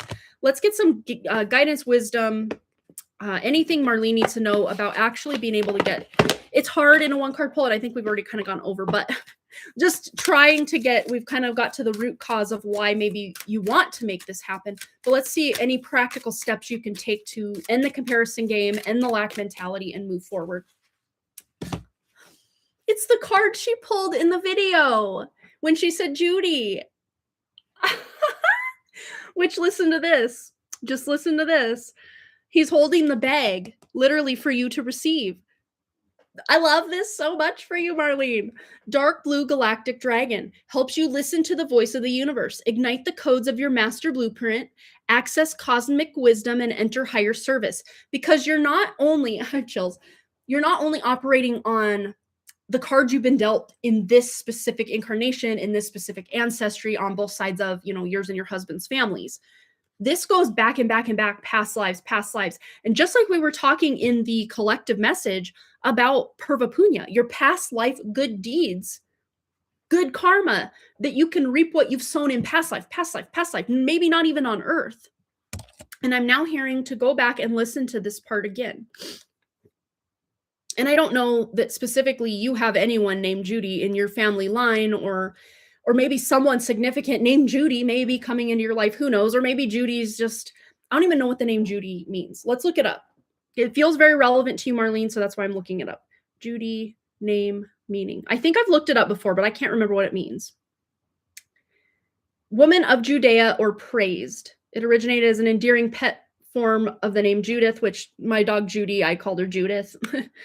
Judith Elizabeth, we joked, because I think it was Stephanie Elizabeth Tanner on Facebook, the Full House.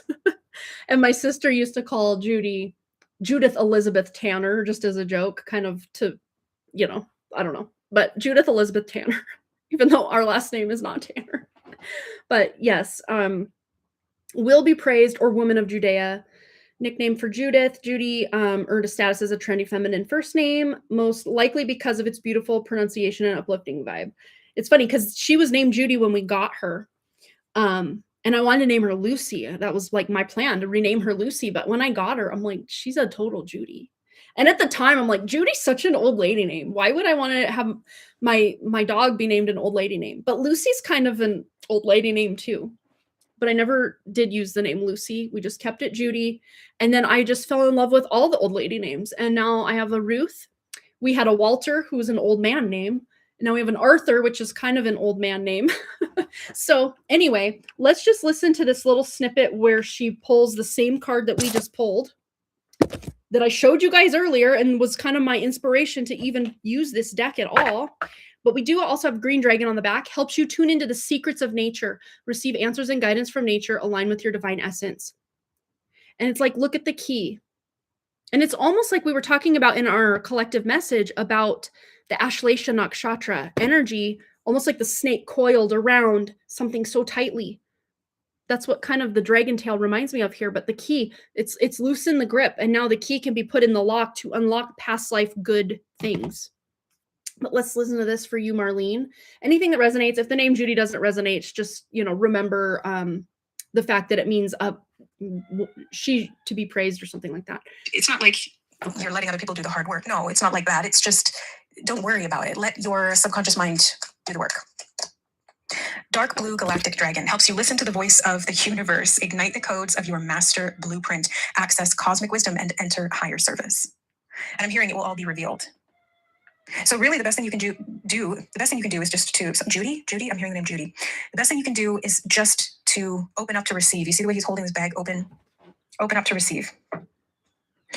Magenta dragon on the bottom enables you to bring forward your soul wisdom, awaken your soul memories and higher spiritual understanding, prepare for accelerated ascension. That's what we were just talking about. So you're not going down. About that past life knowledge, or, between life knowledge, just your core knowledge of wisdom, of being a true divine spirit, and then being able to utilize those gifts. But I would say, boiling this down to brass tacks, don't be blocking your blessings by, if someone offers to help you, take that help. Unless it's someone you don't want, in your personal space. Of course, use your discernment and intuition on that.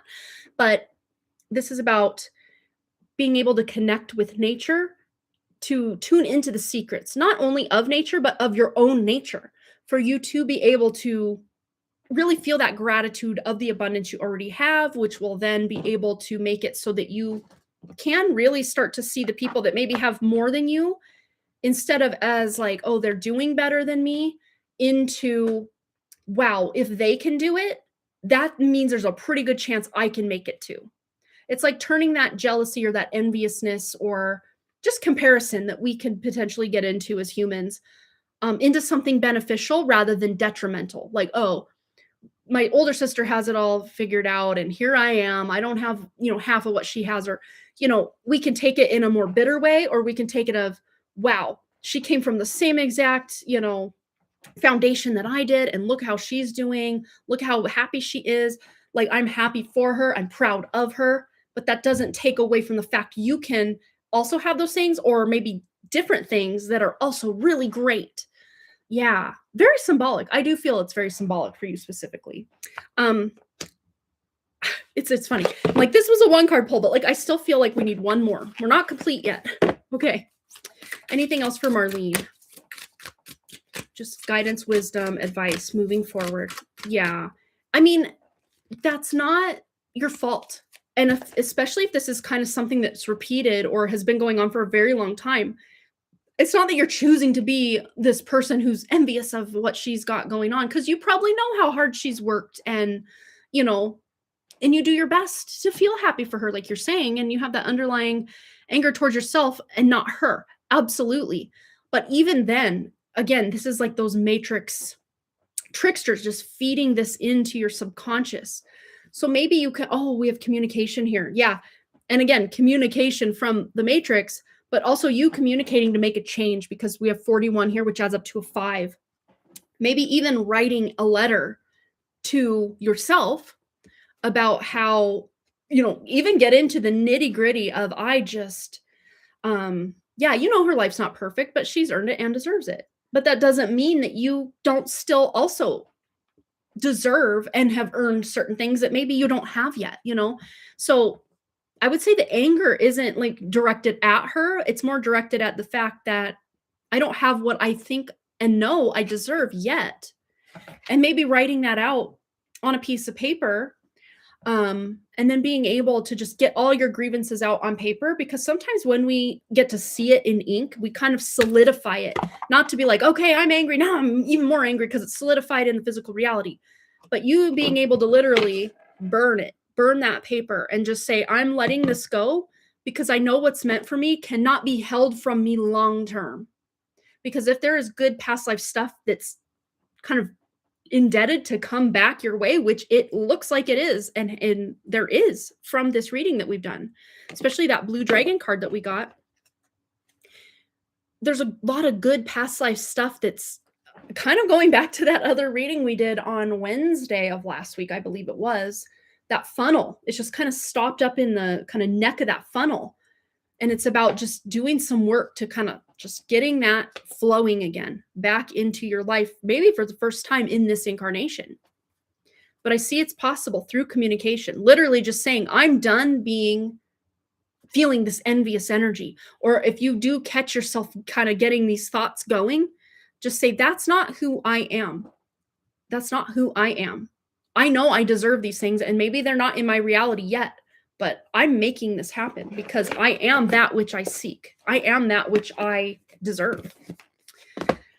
I know there's so much more we could dig into and dive into, because it's such a complex topic of conversation and for reading on, that I don't even feel like I can do justice to what you deserve to know about this for yourself, Marlene. But hopefully that's a good starting point. Hopefully.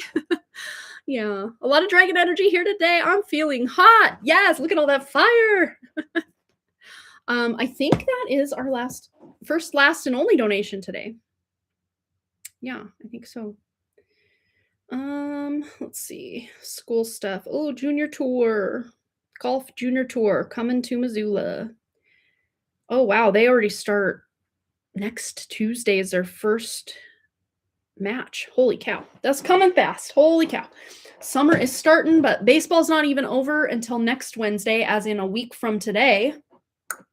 What else is going on? Junior tour School ends Thursday. I may or may not be live Friday, just so you guys know, because school ends Thursday and I don't know what my day is going to exactly look like on Friday. Maybe I can.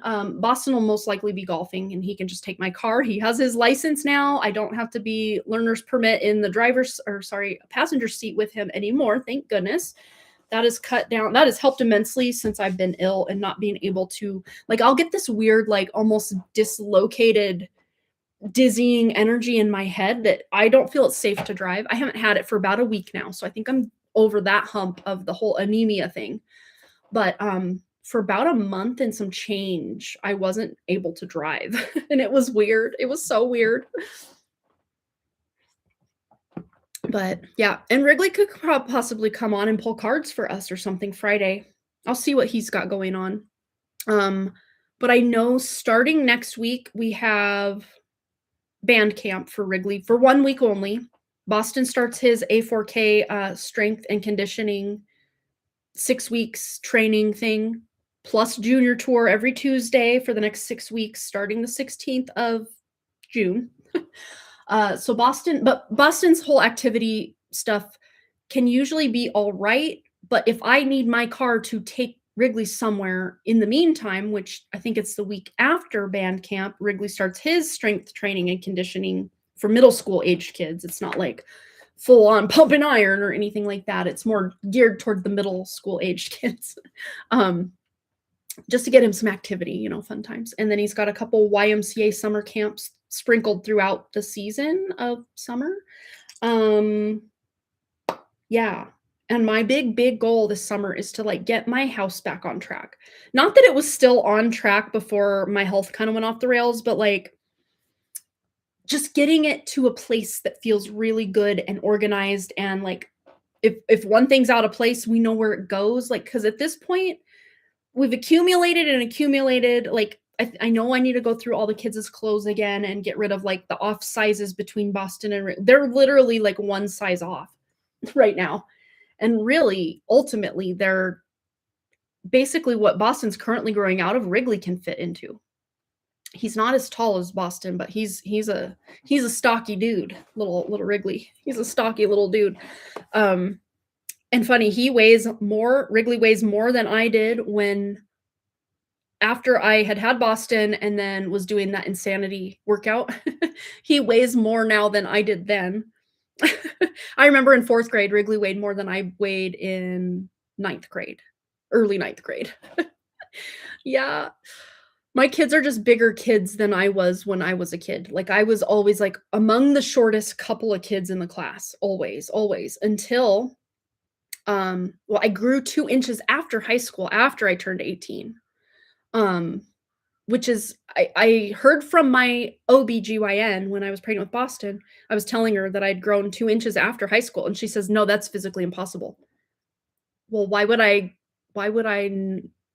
make that up? There's nothing I have to gain by making that up. That, it was my reality. It happened. I lived it. It happened.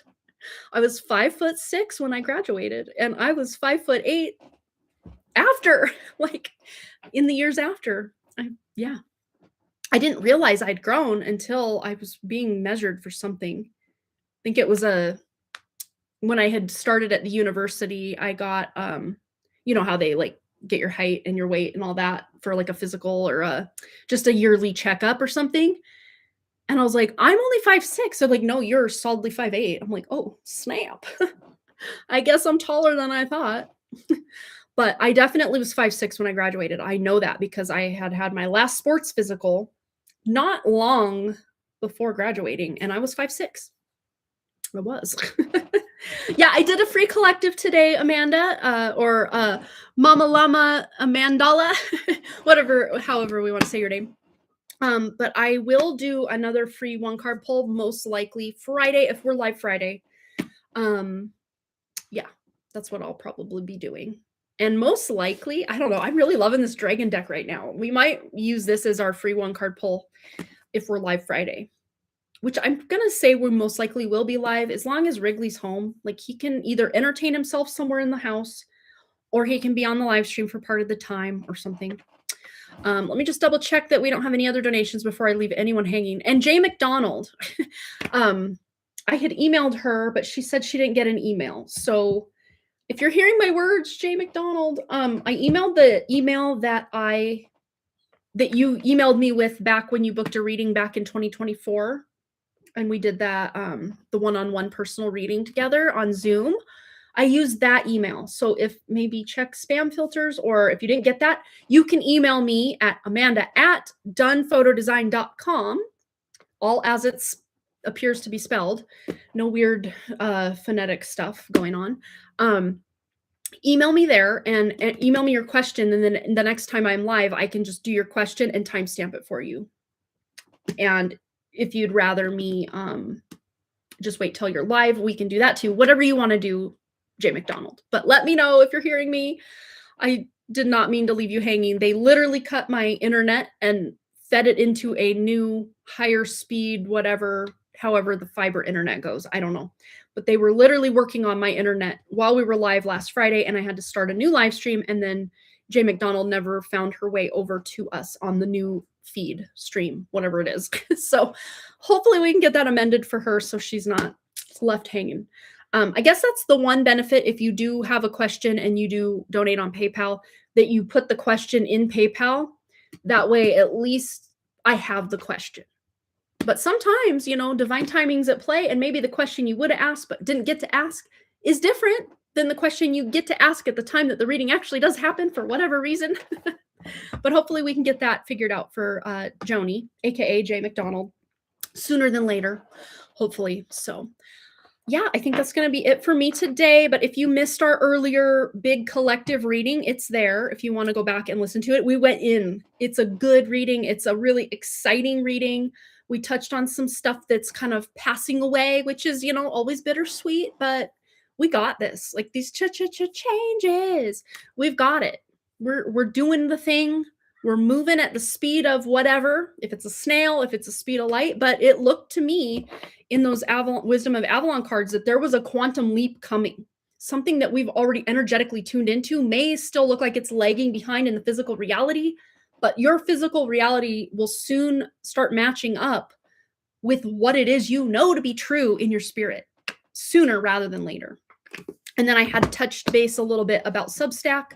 If you guys want to go over and subscribe on Substack, it's, it is Harmony Portal, just harmonyportal.substack.com. There's nothing over there. I don't even have a bio written or a profile picture. It's literal bare bones right now.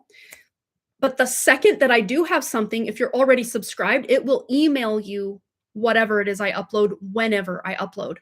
And I do plan to do a lot of fun kind of text and video, and especially like phone like collage type stuff, just for some fun aesthetics, because we were doing that kind of fun stuff when I was doing pick-a-cards, or when I was doing the shorts over on just Harmony Portal Tarot, not Harmony Portal Tarot Live, because they're two very different channels.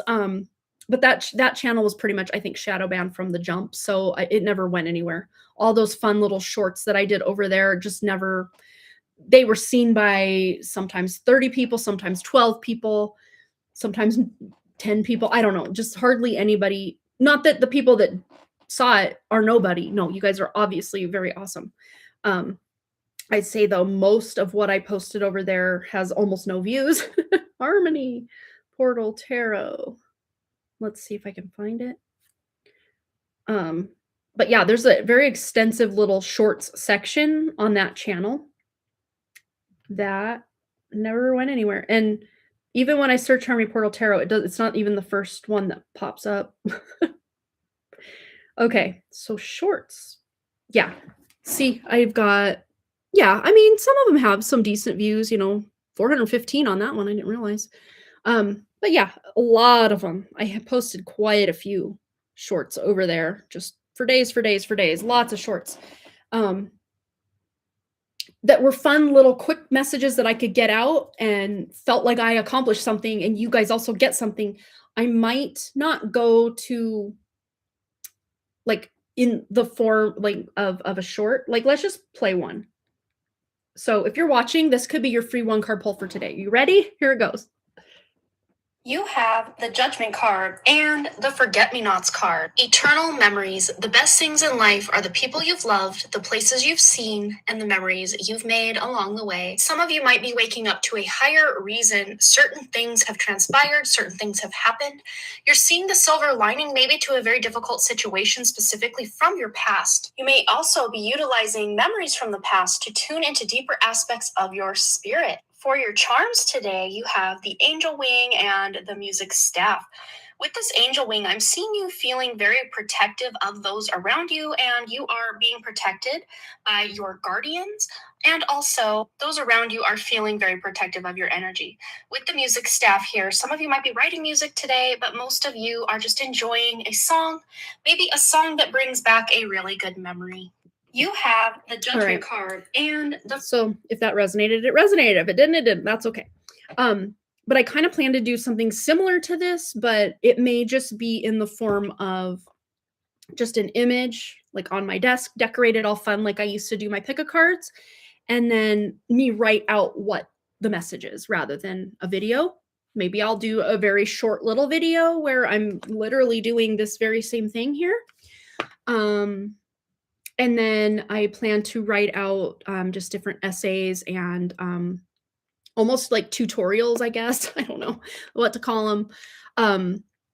And of course, our regularly scheduled live streams will be taking place over there. I'll start out over here and let everybody know like kind of what we're doing, and just until we're kind of in a rhythm, I think.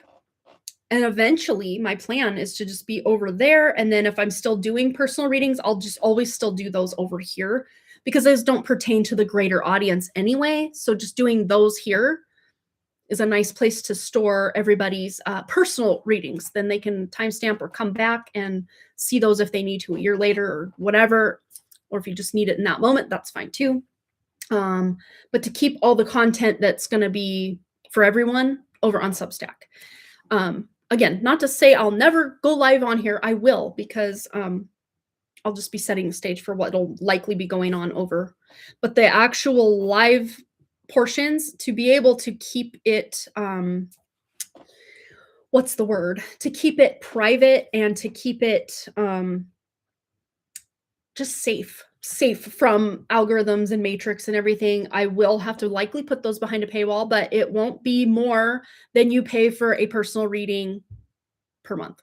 Like it just won't be. Like it'll be, and of course, if you would pay like for a full year, you'll get 2 months free. That's how I want to kind of price structure this. So for the price of a full read, which is currently 25, I think I'll just do 25 rather than 25. But for the price of a full reading, you'll get all the things over there. And we'll probably still be, you know, I'm going to be stepping up my game as far as being able to offer you guys more depth than I'm able to on this very shadow band and I don't know, just whatever we want to call this over here, where I kind of have to censor myself, and I'm already slightly shadow banned, and we're just going to have more control over going deeper over there. I don't know. I just, when I feel into the energy of it, it's more in alignment with what I'm trying to do than, you know, having this love-hate relationship with, like, I love YouTube for so many reasons, but I also hate it for very other different reasons. You know how that goes. If you're a creator, you literally get pennies for what you're doing over here if you don't get an audience. So, and sometimes not even pennies. So there it is. But anyway, yes, Brianna, oh, she has donated. So let's get into Brianna's one card pull right now. And I really want to use these tea leaves for you for some reason. So we're going to do that. And of course, some other decks, but let's read her question. Brianna, one card pull, but it's never one card. So here we go. Please channel a divine message from my authentic spirits and guides that will empower me and recalibrate my energy. Ooh, I love it. Okay. So tuning into Brianna's true spirit, just recalibrating anything that is only the things that are in alignment with her true spirit, anything that is hindering, standing in her way, clearing that out of her way so she can move forward. What does she need to know? What is it Brianna needs to know to recalibrate her energy? and just be living her best life right now. We have the wheel, indecisive, allowing your life to ramble aimlessly. But look how well constructed that wheel is.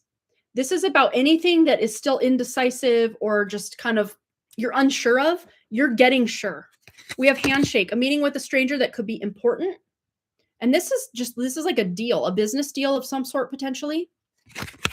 We have spear, heartache over what you no longer have. This is very in alignment with that collective reading we did. And it doesn't mean that these things, you lost them and they were very much needing to be in your life. This is very much more along the line of you needed to go through certain heartache because of what you no longer have, maybe specific relationships with family members that once were very strong, but then you realize the truth of the spiritual connection you have maybe isn't as deep as you had hoped. It doesn't mean you did anything wrong or they did anything wrong, but just even the heartache or pain of having to go through these transitions with certain, especially close family members or family members who were once very close that are no longer very close to you.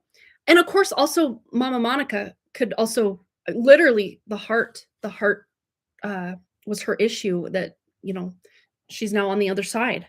And just the heartache over losing her, as hard as that was, has given you such empathy and depth of spirit, I have chills, to be able to help or facilitate healing in others because of what you've gone through.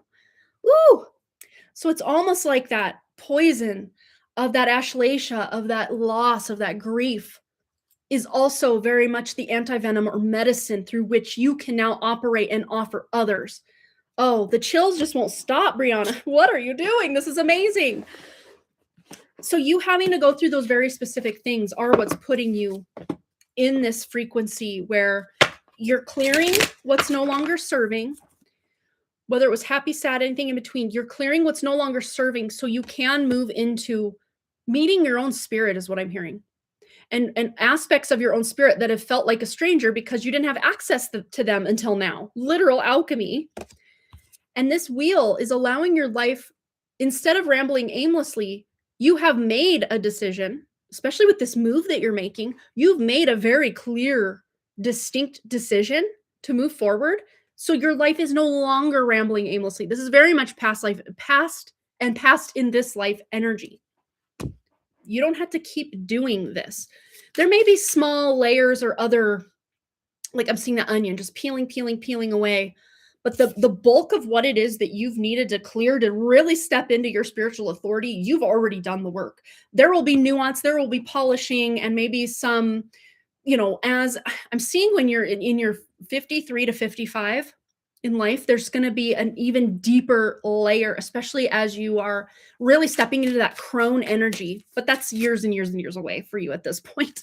To be able to step into that crone energy, that will almost feel like another huge death and rebirth, even more greater than what you've already gone through. But not in a way where you're having to lose a bunch of stuff, because you've already cultivated a life where you're only having the things that serve you. So it's not going to be like physically you're losing anything, but it's more like you're spiritually just stepping into this absolutely even more up-leveled, upgraded version of your spirit, but incarnated in your human body. And oh, wow. Okay. So we have the sacral and the solar plexus chakras coming in.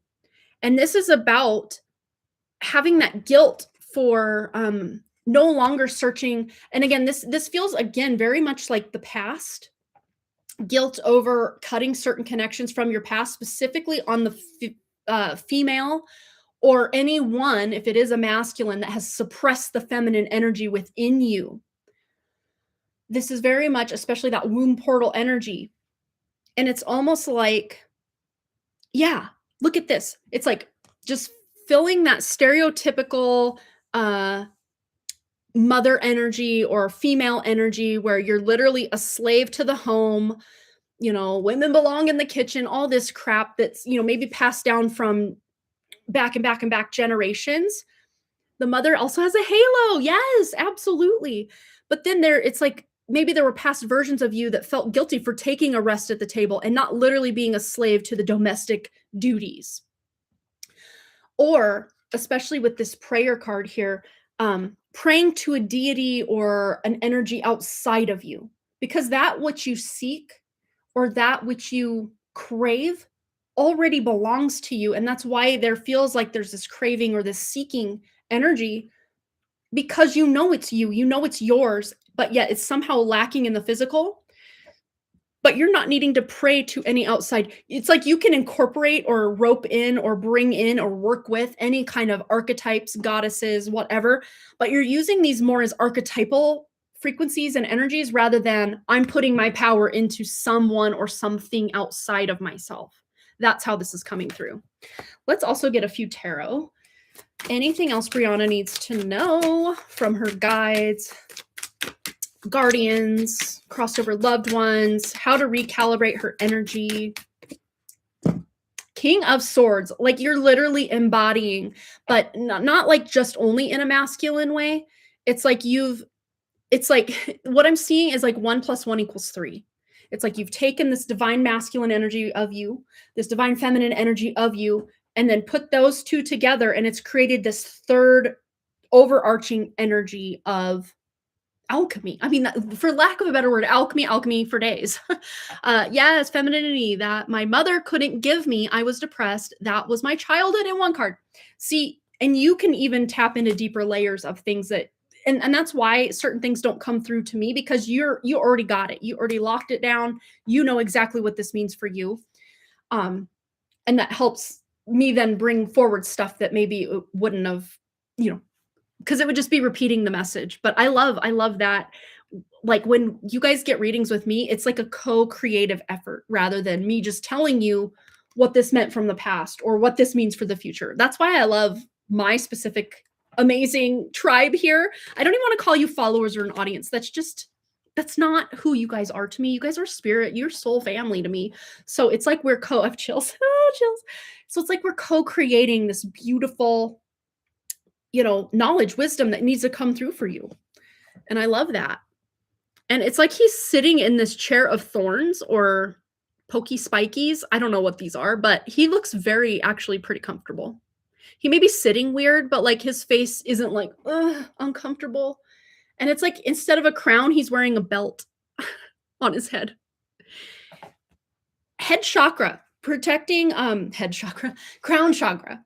Protecting the dome, protecting the crown is what I'm hearing. And we have the halo, we have this belt. It's like you're taking the uncomfortable, like you think of a belt that's holding something in or holding something up, holding something together, not allowing it to expand as much as it could have if it was free to do what it needed to do. And this to me is like, even though maybe you're in this uncomfortable situation of the reality of this false matrix, you're finding ways to find comfort within that expand you past it. So it's like on paper, it looks like you're literally sitting in this chair of thorns, but to you, it's not like, oh, I'm just going to get comfortable in my chains, because hell no, that's not what you're doing. You've literally separated yourself from the chains. It's like you're transcending to where maybe it's on paper and to other people, it looks like this is what you're sitting in and it's very uncomfortable, but to you, it's a plush, lush, most comfortable throne that you've ever sat in, that you can almost just curl up and take a nap. It's so luxurious to you. That's what you're doing. You're, again, alchemy. You're taking the polished turd of the matrix and turning it into literal luxury for yourself. Comfort, luxury, financial abundance, happiness, joy, just all the good things that the matrix likes to keep under lock and key. Like I just saw something online about they're now locking deodorant behind like a glass case, and you need to go ask an employee to unlock the deodorant now. It's like, how degrading is that? It's deodorant. Like, I don't know. But yeah, it's like you're no longer asking the matrix or whatever the kind of laws of what's going on here permission to be who you are. You're just saying that version of me that needed to ask permission or felt too small to show up in certain ways is over. It's dead. It's gone. It's done. And there are certain versions of you that died that same day that your mother did. Like, not that your mother's dead and gone. She's so very much vibrant and alive and thriving, just in a different frequency, in a different way. But that version of you that existed before her passing, her transition, we'll say, is very much dead and gone and not coming back. And that's a good thing because you are meant for so much more. Oh, that's a Switchfoot song. Meant to live for so much more. I want to say, I've chills. I want to say, Brianna, that song has come through for you before, or maybe it was a different Switchfoot song. Or maybe that was Collective Soul, The World I Know song. I can't remember, but Meant to Live for So Much More. I don't know if you know the song off the top of your head. It's a really beautiful song. Yesterday is a wrinkle on your forehead. I know that lyric, but let's just go to the lyrics and we'll just read it instead of me trying to remember them off the top of my head. Meant to Live by Switchfoot. Lyrics. Okay, so we'll just read a few of these. Fumbling his confidence and wondering why the world has passed him by. Again, this is very much past energy because you're meant to live for so much more, right? Hoping that he's bet for more than arguments and failed attempts to fly. We were meant to live for so much more. Have we lost ourselves? Somewhere we live inside. Somewhere we live inside. We were meant to live for so much more. Have we lost ourselves? Somewhere we live inside. Dreaming about providence and whether mice or men have second tries. Maybe we've been living with our eyes half open. Maybe we're bent and broken. And then we were meant to live for so much more repeats. We want more than this world's got to. We want more than this world's got to offer. And it repeats it twice. We want more than the wars of our fathers. And everything inside screams for second life. Oh, I have chills. That's waking up in the dream of this false reality. And everything inside screams for second life. We were meant to live for so much more. We were meant to live for so much more. Have we lost ourselves? And it just repeats. But the song itself is so powerful. If you haven't heard it, or maybe you did, but you can't remember, look it up. Or even if you do know it, just listen to it again. It may unlock something for you. Closing statement for Brianna. Recalibration energy. What does she need to know? Star power. 4 of Wands. Again, this is about moving. This is about new contracts, I'm now hearing 4 agreements. So like, what are you agreeing to in this world? Because you don't have to agree to the old same matrix tricks that you once agreed to. You can revoke those agreements and make new agreements for yourself, for your reality, for your abundance, for literally where you live, for what your marriage looks like all of these things. You can find your own sleeping phoenix way forward with these things. You do not have to rely on what was available or, what your ancestors and other people in your family have got going on or what they're doing. You're done being a puppet for the matrix. You're cutting your own strings and you are going to fly. I love it. Oh my gosh. Yes, I literally just wrote that. Oh, what did you write? I'm so curious now. Yeah, it has been like that for a while now. Yeah, wow. Yeah, the deity was my grandmother. Oh, the lemonade, the mixology. I got my skills from her. This is deep. Star power. Absolutely. It's freaking time. That was definitely empowering. Oh my gosh. I love that. Yeah, you're ready to fly. That is absolutely for sure. Oh, it's funny. On the back of the deck, I call this the domestic violence card, but she looks like she did what she needed to do. And now she's watching some who knows what love line or something from back in the day. Oh my gosh. But 2 of Wands really is about making some plans. Because look, it looks like her heart has been broken by some guy. And, this is just more metaphorically speaking. The Matrix has broken all of our hearts. So we can look at it that way. We're living in this like surviving domestic abuse situation that we can now, pick up and move this direction or do this, do that. I mean, I know your circumstances currently and maybe even in the recent past have not been this dire. But just knowing that your lowest of lows that you've been through, Brianna, this is just circling back to what we were talking about. The lowest of lows that you've had have really been there to almost act as the training ground for what it is that you now have to offer this world, especially where love, divine feminine, divine masculine, alchemy, because at the heart of the root of the 2 of Cups is the inner divine masculine and divine feminine union within self. I mean, you can't make this stuff up. The masculine turned on the feminine, the biggest heartbreak. Absolutely. That is absolutely the, again, kind of ground zero, but this time in a negative way. root cause of a lot of the problem is not only that because the divine feminine, especially at the beginning, did not go willingly. She did not go willingly.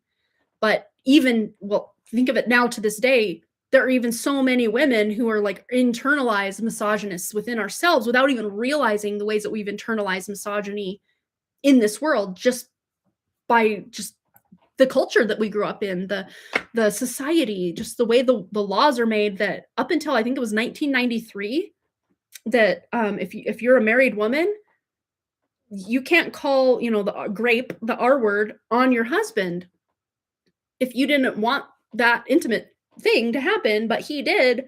He was well within his rights as your husband to take that. Up until 1993, that is what? 03, 13, 23, like 33 years ago is all. That's not that long, and that's definitely within a lot of our lifetimes, 1993.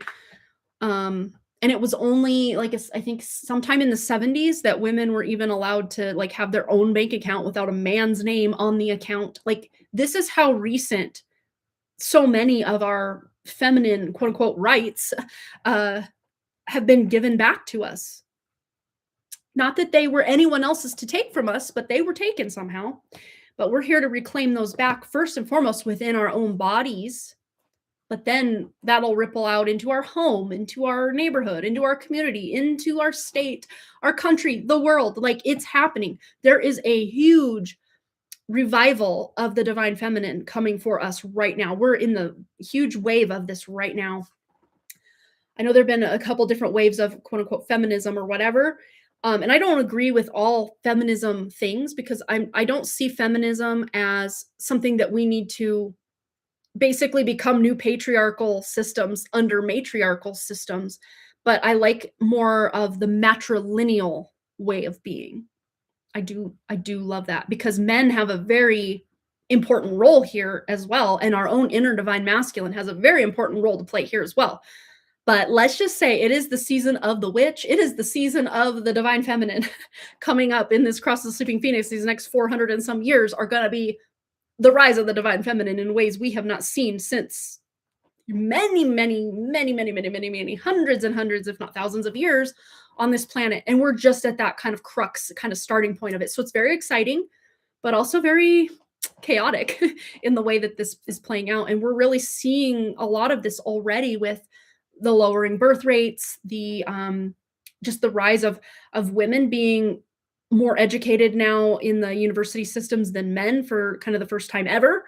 Women are taking home more higher level degrees and starting to claim their place in the world, like out in the world in corporations and starting their own corporations and just being creators. Because even back in the day, like artists mostly could only be men. Not that women couldn't create art. They absolutely could and probably did, but it just wasn't distributed, or it was only distributed hundreds and years and years and years after they'd passed away because it wasn't right for a woman. That wasn't her place in society to be an artist or a painter or a writer or a musician or a whatever. We're reclaiming our spots because all of those things I just mentioned stem from the creative part of the divine feminine of all of us. Like the masculine part of us follows through and does the work, but the creative life force energy flows from the divine feminine. So in so many ways, the feminine has just been replaced or demonized or put in a closet, locked away into the darkness, and we're coming out of that divine feminine locked closet. We really are in so many ways. So rise of the feminine, here we come. And even the feminine within the masculine. And it's not to say that, that all masculine energy is dead now. No, absolutely not. But that toxic masculinity that has been the theme of our lives for at least the last 400 plus years is starting to die away and make way for the actual divine masculine, which is a huge difference from the toxic patriarchal masculine that we are used to in this world. When we think masculine energy, it's usually the toxic patriarchal masculine energy that we think about. But the true divine masculine energy is so beautiful, it takes your breath away. We just have so few examples of what that actually looks like that we don't even it's like a unicorn. Does it even exist? Like, where is it? Is it in the room with us right now? I promise it is in small pockets here, there, and everywhere right now, and it will just continue to rise as the divine feminine rises. That then it's like the divine feminine has to lead in the spiritual realms, and then the divine masculine, but the divine feminine rising in the spiritual realms then helps the divine feminine rise in the physical realms, and it's almost like she is awakening that divine masculine within the toxic masculine of today, you know. So she really does kind of have to be the leader, follow the leader, to birth this forward. And like I always say, the most masculine of the three feminine archetypes of maiden, mother, and crone is mother, because she literally has to do it all and be it all, endure it all, take lots of actions, and just be in her masculine energy a lot. But you know, we're in this transition, and this is what's looking at me from the back of the deck. And this was looking at me from the back of the deck the other day as well. And I thought to mention, I think it was in Michelle's reading the other day. But this is kind of where we're finding ourselves. Things are interesting right now, and they're only going to get more interesting. But let's pull a final card for everyone who's here. If you needed a free one card pull earlier, here it is. But it's for all of you. Anything else we need to close our live stream today? Let me just double check that we don't have any other donations. Pretty sure we're up to date. Yes. Okay. So let's get into one free one card pull. What do we need to know? Here it is. Awakening Genius. And it's the crone energy of the divine feminine. Look at her. 29, which adds up to an 11, which is that kind of twin flame union energy of you know, just massive spirituality, massive spiritual awakening, unions of divine masculine, divine feminine. It doesn't have to always be romantic. It can just be in energetic terms, coming together to create this third sphere, this third energy that I'm always talking about here. And I love to see this like rainbow coming through here, and all this just spiritual light. Look at all these spirit guardians. Just, they have her back. I'm hearing shamanic journey as well, to awaken your genius of your divine feminine, your own divine masculine as well. I love that. Oh yes, Jessa, that's right. She had her interview and she says it was very impactful. I hope that's a good thing. Yay. All right. And then Time Machine is on the back of the deck with the number 3, which is about that's a very creative number, collaborative number. So it's like a co-creative number. And I'm seeing that we can use time to our advantage, bending time. If we need more time to really focus on our creative divine flow, literally be stretching and bending time to our will. Yeah, I'm seeing time is becoming more bendable as we step more into these higher frequencies that are coming into the planet, impacting the planet right now. Anything else we need to know? Closing out. Anything else? What's this one? Beyond the ordinary. Oh, yes. Look at that. Number 45 adds up to a 9. We're moving into times where it's all going to just be so far beyond the ordinary. And this almost looks like a phoenix. Look at the kind of wing energy going on here. It's like feathery kind of energy. And this almost reminds me of fire here. Like fiery phoenix from the ashes rising. And look at, oh, nose is very itchy. That is very lucky. I love that. But it's like, look at the cosmos around the head area, the crown, the third eye. What's going on at the hand? I know it's not. I think it's just the lighting, but it almost reminds me of a starfish, like a teal-looking starfish. That's not what it is, but that's cool. I love that. All right, and then the royal U is on the back. And what was I saying about that? Cosmos in the crown, and then we have a crown. And almost like a lotus flower energy. And the lotus blooms in the mud and the muck of the mundane false matrix. It can still bloom, kind of like we were talking about in Brianna's reading, about that thorny chair. But to her, she's taking these things and alchemizing them into something plush and beautiful, and possibly bypassing that false matrix and going back to the original code of divine abundance that was available here. Awesome. Well, you guys, I think that's going to be it for me. Yeah, time is an illusion, not part of organic blueprint. That's absolutely right, because we more just operate in cycles, and we know intuitively when to start gathering. We know when to start letting things go. Like intuitively, we know these things, but we've been so. Think of it this way. Think of the kickoff of kind of the fall season is just it's going to be holiday after holiday after holiday after holiday after holiday all the way until it kind of calms down a little bit in the springtime finally. But think of most of the big holidays happen between like right before Halloween. Then you have your different wherever you're at in the world, different Thanksgivings. You have your Kwanzaa and your Hanukkah and your Christmas time and your and then into New Year. And then you have Valentine's Day, and then you have St. Patrick's Day, and then you have Easter. I mean, it just seems like every month there's another one, another one, another one, another one. And holidays, it's like it's putting us in this like daze or this hypnosis almost. And even just the repetitive nature of doing these things. Like I personally, I'm just like not here for it anymore. It's like I want to choose what I decide to do at this time of year rather than be plugged into all of these like that's just what everyone else is doing. So I'm going to do it too.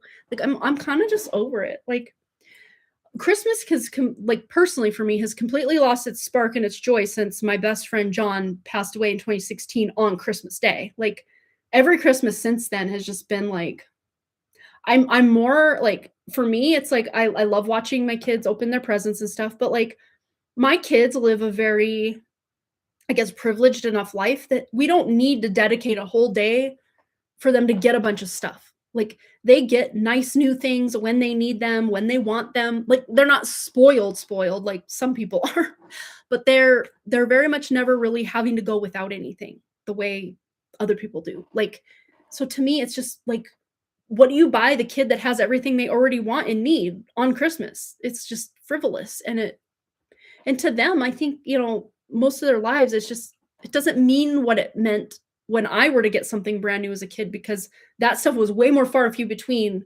growing up with a single mom that had to work 3 jobs and a dad who would stop paying child support by the calendar every October, November, December so that my mom and again this is not stated but this just intuitively as a kid I'm like he always stops paying in October to make it hard for my mom to supply Christmas for her kids.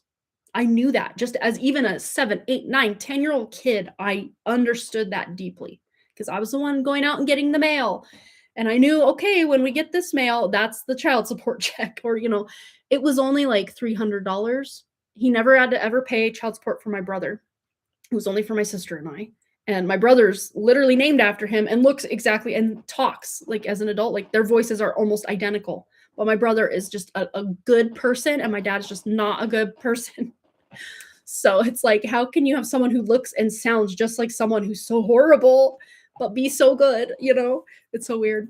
But yeah, so my mom was literally got almost no support from him. And then when she did and needed it most, it was always pulled back. And it's not because he couldn't afford it. He very much always was well-to-do, not only him, but his whole, like his mom and dad's family, like very well-to-do people. But I didn't grow up well-to-do in any regard.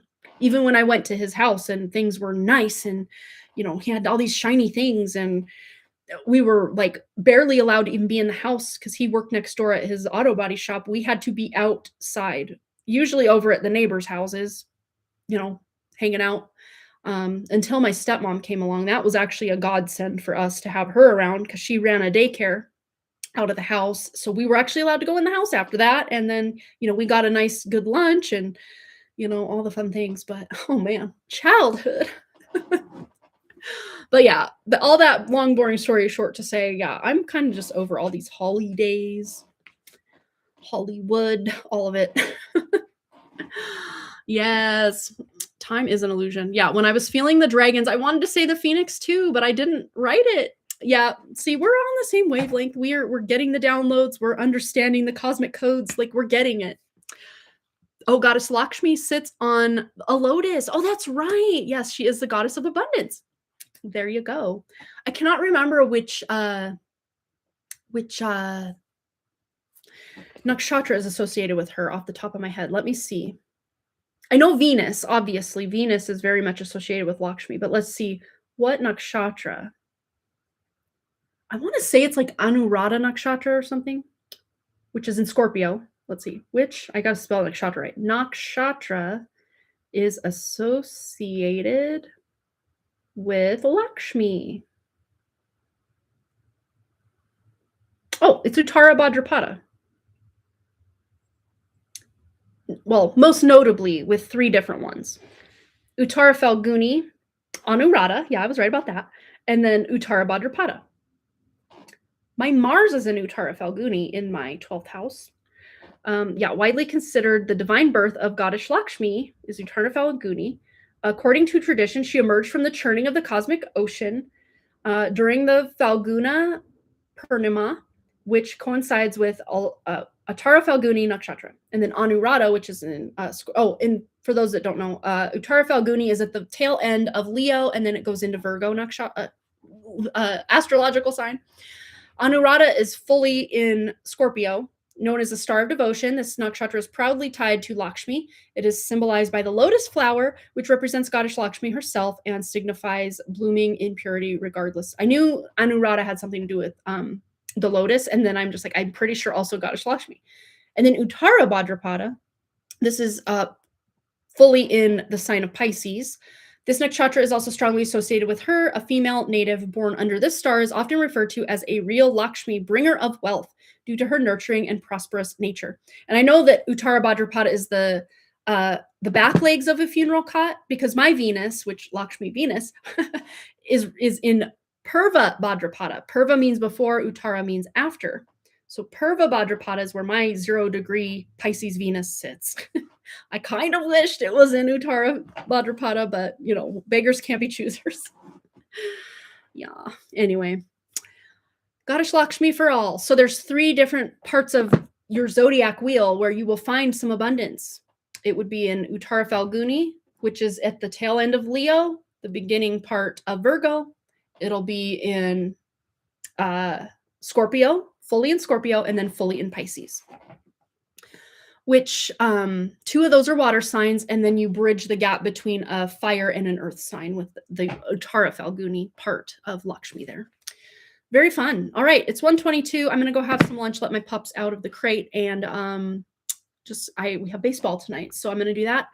I'll keep you guys posted on Friday. I would say we're likely pretty well to just go forward with the live stream, but I'll see what Wrigley wants to do. If he wants to be on the live stream, if he wants, we have more room actually, I think, out here to have 2 of us sit rather than in his cramped bedroom where he's just got stuff everywhere at this point. Things kind of, again, went off the rails this last 2 months of me basically being bed bound or bathtub bound. Like those are the 2 places I would hang out and vibe.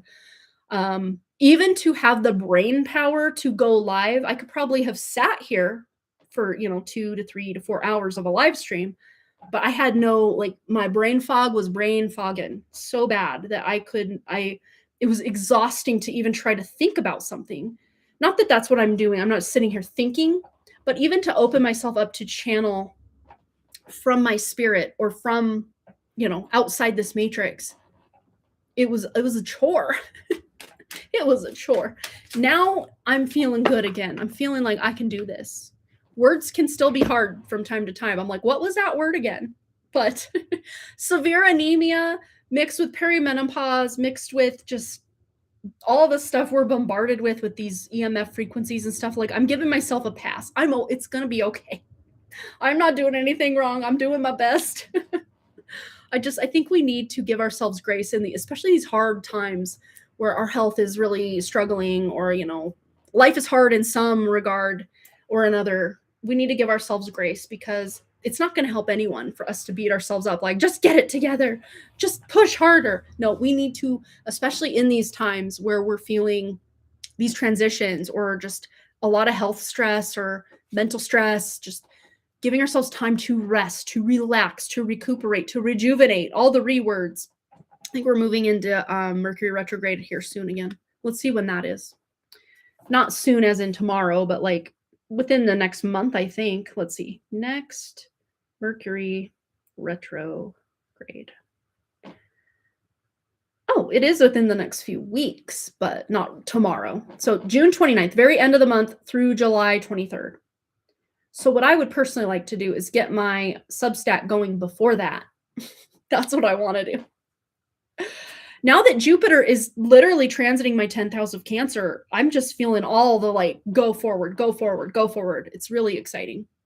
For the first time in a very long time, I'm finally feeling like I can move forward and not feel like, well, I want to move forward, but the outside circumstances are holding me back. Now it's like green light, green light, green light. And now I'm just like waiting for my health to catch up to all the things I want to do, you know? So like nothing's standing in my way anymore for starting the Substack and just like hitting the ground running and like offering what I've wanted to offer for a very long time. Because what I'm planning to offer is kind of a cross between what I always wished my YouTube live streams could be, mixed with what my Patreon was. Yes, and I know I need to like also take a significant amount of times to balance all this exciting career energy with rest, rest, rest, spending time with my kids, organizing my house, which I know sounds like work. And it's more to me, it's not the physical act of decluttering and purging and deep cleaning. It's not the physical act of that that actually like exhausts me. It's more the mental thinking about it and like even getting a game plan like, okay, today I'm going to clear out this, this, and this. It's more the mental part of it that taxes me than the actual physical part of it. And then when I start to actually physically get in the mix of decluttering or cleaning off my counter or whatever, I like feel so good. Like I can't even describe how good it feels to just get like my bathroom was off the rails. It was off the rails because our bathroom also our main bathroom also doubles as our laundry room, also doubles as wherever Wrigley likes to dump anything that he brings into the house, like his backpack, his shoes. Like why the bathroom? It's like 5 steps from our front door. That's probably why. But another dumping ground is literally right in the front door. He'll just dump everything. I find socks there. I find shoes. I find sweatshirts. I find backpacks. Between there and the bathroom, if you need to know if Wrigley's been home for the day, check the bathroom. There's going to be stuff in there. That's his first stop. He just dumps everything. Either that or the front door area, not landing, hall. It's not really a hallway. It's more of a, not quite a room either. I don't know. It's weird. It's a place. It's a liminal space, transitory space. Because in that little, you come in my front door and there's like a coat closet off to your, but the door opens blocking the coat closet. And then right in front of you is just like half wall. And then on the other side of the half wall is Boston's bedroom. Then the like little utility closet with the hot water tank. And I store gift bags and wrapping paper in there, oddly enough. And my mops and my vacuum has to sit right outside the door in the hallway. We have literally nowhere to store our vacuum in this house. It's so small. But then across from Boston's bedroom is the main bathroom. So just that, like walking in, you have that cluster of just doors and a half wall. So it's like, what is this space? It's my vacuum storage space. Like I put my vacuum there and Wrigley dumps all this stuff there. Yes. All right, you guys. Well, that's going to be it for me. I will see you hopefully Friday. We'll play it by ear. I'll let you guys know on the community tab if I'm not going to be going live. If I am going to be going live, no news is good news. That means we're going to probably go live and then I'll schedule it that morning. I may even just go live on my phone because I reached a whole different audience that way. I don't know. It might be fun just to see what happens if I go live, but I can't go live on my phone by pre-scheduling it. Today you're going to be very self-focused. Because what I had to do, I just went like here and I went boom. And it's like, okay, you want to go live? Get started. Go live. But I wasn't able to put like a description or a title for my live stream. It just was Harmony Portal Tarot Live is live. That's all it said. But because my name contains what I am and what I do here, not what I am, but like what it is I'm going live about, tarot and live, I think people kind of put the pieces together and realized it was a tarot channel. But if I was just Amanda Dunn has gone live, what does that mean? Who is this? I don't know her. She doesn't go to my school. All right, you guys, let me catch up on comments and then we'll go. When the EP files came out, someone shared a calendar for rituals and the inverted realm on Facebook. It was awful. Yeah, I've seen those. Just in my research for book 4, I've seen the schedule, and 11/11, something really bad that happened in 1984 in my family line happened on 11/11. Fun times. And most likely, I cannot prove this because this was all downloads. It had to do with at the time, I can't remember the name of the people, but I haven't watched it yet, but it's on my to watch list on YouTube. Let me try to find it. It's been a while back that I put this on here. But it had to do with they were operational in the late 70s to early 80s to mid 80s, I think. But it was the very month after this really horrible ritual happened in Coeur d'Alene, Idaho in 1984 on 11/11. The very next month, this organization was taken out. It was the Aryan Nation Brother. I don't know if they were called the Aryan Nation Brotherhood or what were they called. But they were in full operation where I lived in Coeur d'Alene, Idaho at the time in the early 80s. I want to try to find this. Oh, here it is. The Order. They were called The Order. Silent Brotherhood documentary. Okay. I'll give you guys a sneak peek of my to watch list here, but it's this one right here. Silent Brotherhood documentary by Mr. without the E. Hannah. Oh, I must have clicked something. Ooh, The Never-Ending Story.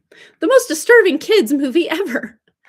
I would have to agree. There's a lot of spiritual downloads in that movie, which I have not seen that movie probably since I was very much a child. Definitely before I think I even moved into our Libby house, as we call it. But yeah, The Order of the Silent Brotherhood documentary. These people were absolutely nasty. And they pretty much had like people infiltrated in like the judicial system, the police force, like all of these like high ranking people in like your community were part of this like, Aryan Brotherhood. Really scary, very racist people, just nastiest type of people. Mostly, if not all, masculine people, obviously, but just really scary. And it was from some German guy. Obviously, we kind of know some of the history of Germany and what they've done. Yeah. Oh, it happened yesterday. I was so sick yesterday. I can't even explain it. Too deep for here. Oh my gosh. Well, if you want to ever email me and have conversations, I'm always open to that, you guys. You know I love to hear from you guys. Aw, I'm so sorry. Yeah, it's hard. Life is out here lifing, that's for sure. Oh, I feel it popped up and was more accessible. I think I missed a few things, Kashvi. Oh yeah, you've probably missed. Maybe some of it even went over your head because talking about, I guess, some pretty serious stuff, but some good stuff, but some crazy stuff. Hopefully things that history won't be repeating itself in these coming years with all the just nastiness of suppressing people and feeling better than other people and just ways that these patriarchal structures and just nasty structures have been operating. It's just gross. It's gross. I hate it. I hate all of it. I mean, especially if these people that are the way that they are, these really like the Aryan Brotherhood, for example, if they could remember that maybe 5 lives ago, they were a Native American warrior or woman. Maybe they themselves were a woman. God forbid that this masculine man who's super whatever was ever a woman. If they could remember who they really were, not that they were only that woman back in that past life or whatever, but like if they could remember where they actually come from. Oh, sounds like the Klan. Yeah, I'm sure they very much were like versions of that, with the whole race stuff and just, but if they could remember like from past life, maybe they had a different skin tone than they deem as the one that's the best or whatever. Like we all have been many different races and genders and I would say even probably species and humanoid type beings from even other planets. Like we've been a lot of different things. And the fact that people are like categorizing and living from this place of moral superiority because they're this color versus that color, like it blows my mind that people think they have it figured out when they're operating on this very limited lens of seeing the world. like seeing the world through this very limited lens. It's like, I feel so sorry for you that you cannot enjoy the diversity and the beauty of what this world and this universe has to offer, that you are the way that you are. There may be some lessons that they are learning as well, but oh my gosh, let's just hope a lot of that nasty, nasty, nasty energy is in the past, because I'm over it. I'm sure many of you are over it. We're just, especially as feminines, we're just over it. We're over it. And my melanated females, I'm sure you are quadruple, triple, quintuple over it, over it, over it, over it. Yeah, a lot is happening, and I see it and do my best to come into what it is. Yeah. And that's why us focusing on our own very unique and authentic divine spiritual paths is going to be our best foot forward, because we all have a voice and a set of missions that we're here to do from our own spirit, not like mission in the matrix, but also, yes, I guess, but from our own spirit. We have so much that we're here, each of us individually, and it's like this tapestry. If there was just one thread, that's not going to keep anyone warm or be this beautiful thing that we can display on a wall. We need all of us, all the different shades and shapes and types and colors and nuance and authenticity of this type of thing and that type of thing. And I'm chills.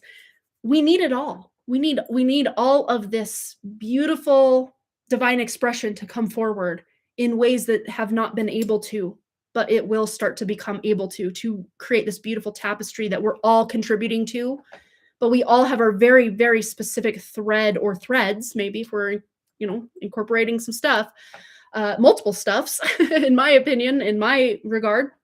We're ready to step into this spiritual version of ourselves to really start giving this world what it is that we came here to offer. And as a result of us giving what we came here to offer, we're getting that abundance coming our way, because authenticity is the new currency, like point blank period. Yes, I'm done. It goes deeper than color. Oh, it sure does. And that's where, they just focus on the very things they can see, taste, touch, smell, hear. Chills.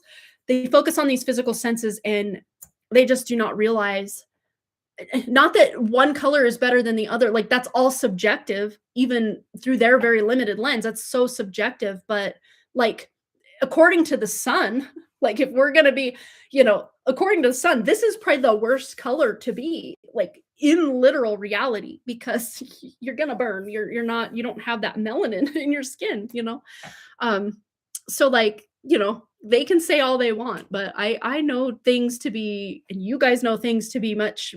I mean, this is just but one layer of 1,000-layer thing. Like, it means almost nothing, but it can mean everything to certain people, But yeah, it's also just like this energy of just, I think so many people are just so over the way things have been, especially in this patriarchal, hierarchical way of being, that if you wanted a true hierarchical way of operating, it would be the melanated female at the very tip top of that hierarchy. Like, just for what she is here to do, tippy top. Like, but that's why she's been the most targeted and the most suppressed of all, the melanated female. That's a fact, because they are terrified of melanated females, and then females coming into their power, their authority, their wisdom, their knowledge. That's what they are the most terrified of. So of course they have to demonize or suppress or keep down that which they fear most. Think of it that way, ladies. Think of it that way. It's about femininity, the Vatican. Oh, all of it. Absolutely. I've just chills since we've been talking about all this. But yes, and each of us come in with a different frequency, a different vibe, a different kind of note in the symphony that we are here to create. But if, think of it this way. I mean, think of these Aryan Brotherhood and the clan and all of this. They just want to play one note over and over and over again. Do you know how effing boring that would be? To me, for sure, as someone who loves music, but I also love color and shape and gradients and richness of textures and fabrics. If everything just had to be one flat thing, no thanks. Like, I have my North Node and my Moon and my Brigu Bindu all in the 9th house of Gemini, which 9th house is like foreign lands and different cultures and different, like, I want to know it all, see it all, experience it all. Like just to experience just what I was born into is so boring. Like I want to know about that, obviously, but I also want to know about other cultures and like ways other people operate. Like that's to me just so interesting and beautiful, and it's all necessary and needed. And when people are like, oh, my religion's the best, my life philosophy and way of looking at other people is the best, it's like, no, maybe it's the best for you, but you cannot put all these other people in a box that don't agree with you, or maybe they think the exact opposite, maybe they think you're whatever you think they are. Like, people need to expand their mental horizons a little bit more. Yeah, I wonder what they will do if they come into the realization of their galactic heritage. They would probably be self-hating. Maybe that's why they already are self-hating, is part of them knows they are different than just only what they deem themselves to be. Yeah, it's crazy. But you got to think that a lot of these people are just so matrix controlled, because that's what the matrix wants, is complete division, so that we're fighting each other rather than coming together. And not, I won't even say fighting, but if we all just came together and just said, okay, screw the noise of the government and the archons and the matrix and the systems, we don't even have to worry about that. Like, don't even worry about that. Just us coming together as humanity to work together, to love each other, to do what's in our most authentic alignment for ourselves, and then that spills over into the collective. That's their greatest fear. So they have to keep us divided. That's probably number one reason for all these hate agendas. Like, it's just got to be. And then you get politics and religions involved, and it's just this can of worms that they just want to keep us. The us versus them paradigm has been playing out for millennia, and they want it to continue. But the beautiful thing about this Cross the Sleeping Phoenix is there's no going to be an us versus them anymore. It's going to be my authentic individual expression, your authentic individual expression, theirs, back, and back, and back. And that's what us all being our own unique individual expression of authenticity then comes to bring us together as each a drop of the ocean. But that drop of the ocean is different than that drop of the ocean, but it's all a drop of the ocean, right? It's like we're all climbing up that same mountain to our own divinity. Maybe we all have different paths, but it's the same mountain, So I agree to us all being one in that regard, but we're doing it because we're incarnating these very unique and different human perspectives and meat suits and all the things. We each have our own very nuanced way of doing that. It's beautiful. I see it as beautiful that us all being unique and individual and different. And that's why Instagram face pisses me off so much. And this whole sameness thing and trends in general are just everybody getting on this bandwagon for the time being. And then we're jumping ship on that. We're getting on this bandwagon now. Like, that has always pissed me off. Like, it's so funny because like I'll just authentically be drawn to something that happened 20, 30 years ago as like a style choice or like a way to decorate my house or something. And I just love it. Or maybe it's something that is completely different, and then before I know it, like other people are doing that. Like I've done that in ways of like my career where I became a photographer, and it's not like, oh, people were copying me. I don't mean it like that, but it was like, okay, I'm doing something that no one else is doing. And then before I know it, there's 30 other people that I know personally that I could go shake their hand right now because they know me, that are now doing what I've been doing. And it just starts to feel like this isn't my home anymore. I need to move on to the next. Like, not like I can't deal with people doing the same thing I do, but it's like there's such a, it's like the things, especially with my photography, I noticed it's like the ways and the things that I was doing, certain people were doing almost those exact same things the exact same way, almost like, okay, she's doing it, she's relatively successful, let me just copy her playbook and that's that.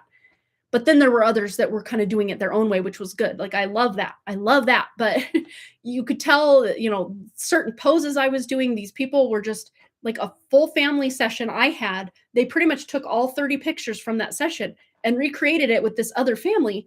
And I'm like, okay, one or two poses. I mean, someone holding their baby like this, looking down lovingly, like that's probably a pretty common like lifestyle newborn session type of pose. But when you had even the same exact angle I did, like I was like, I don't like this at all.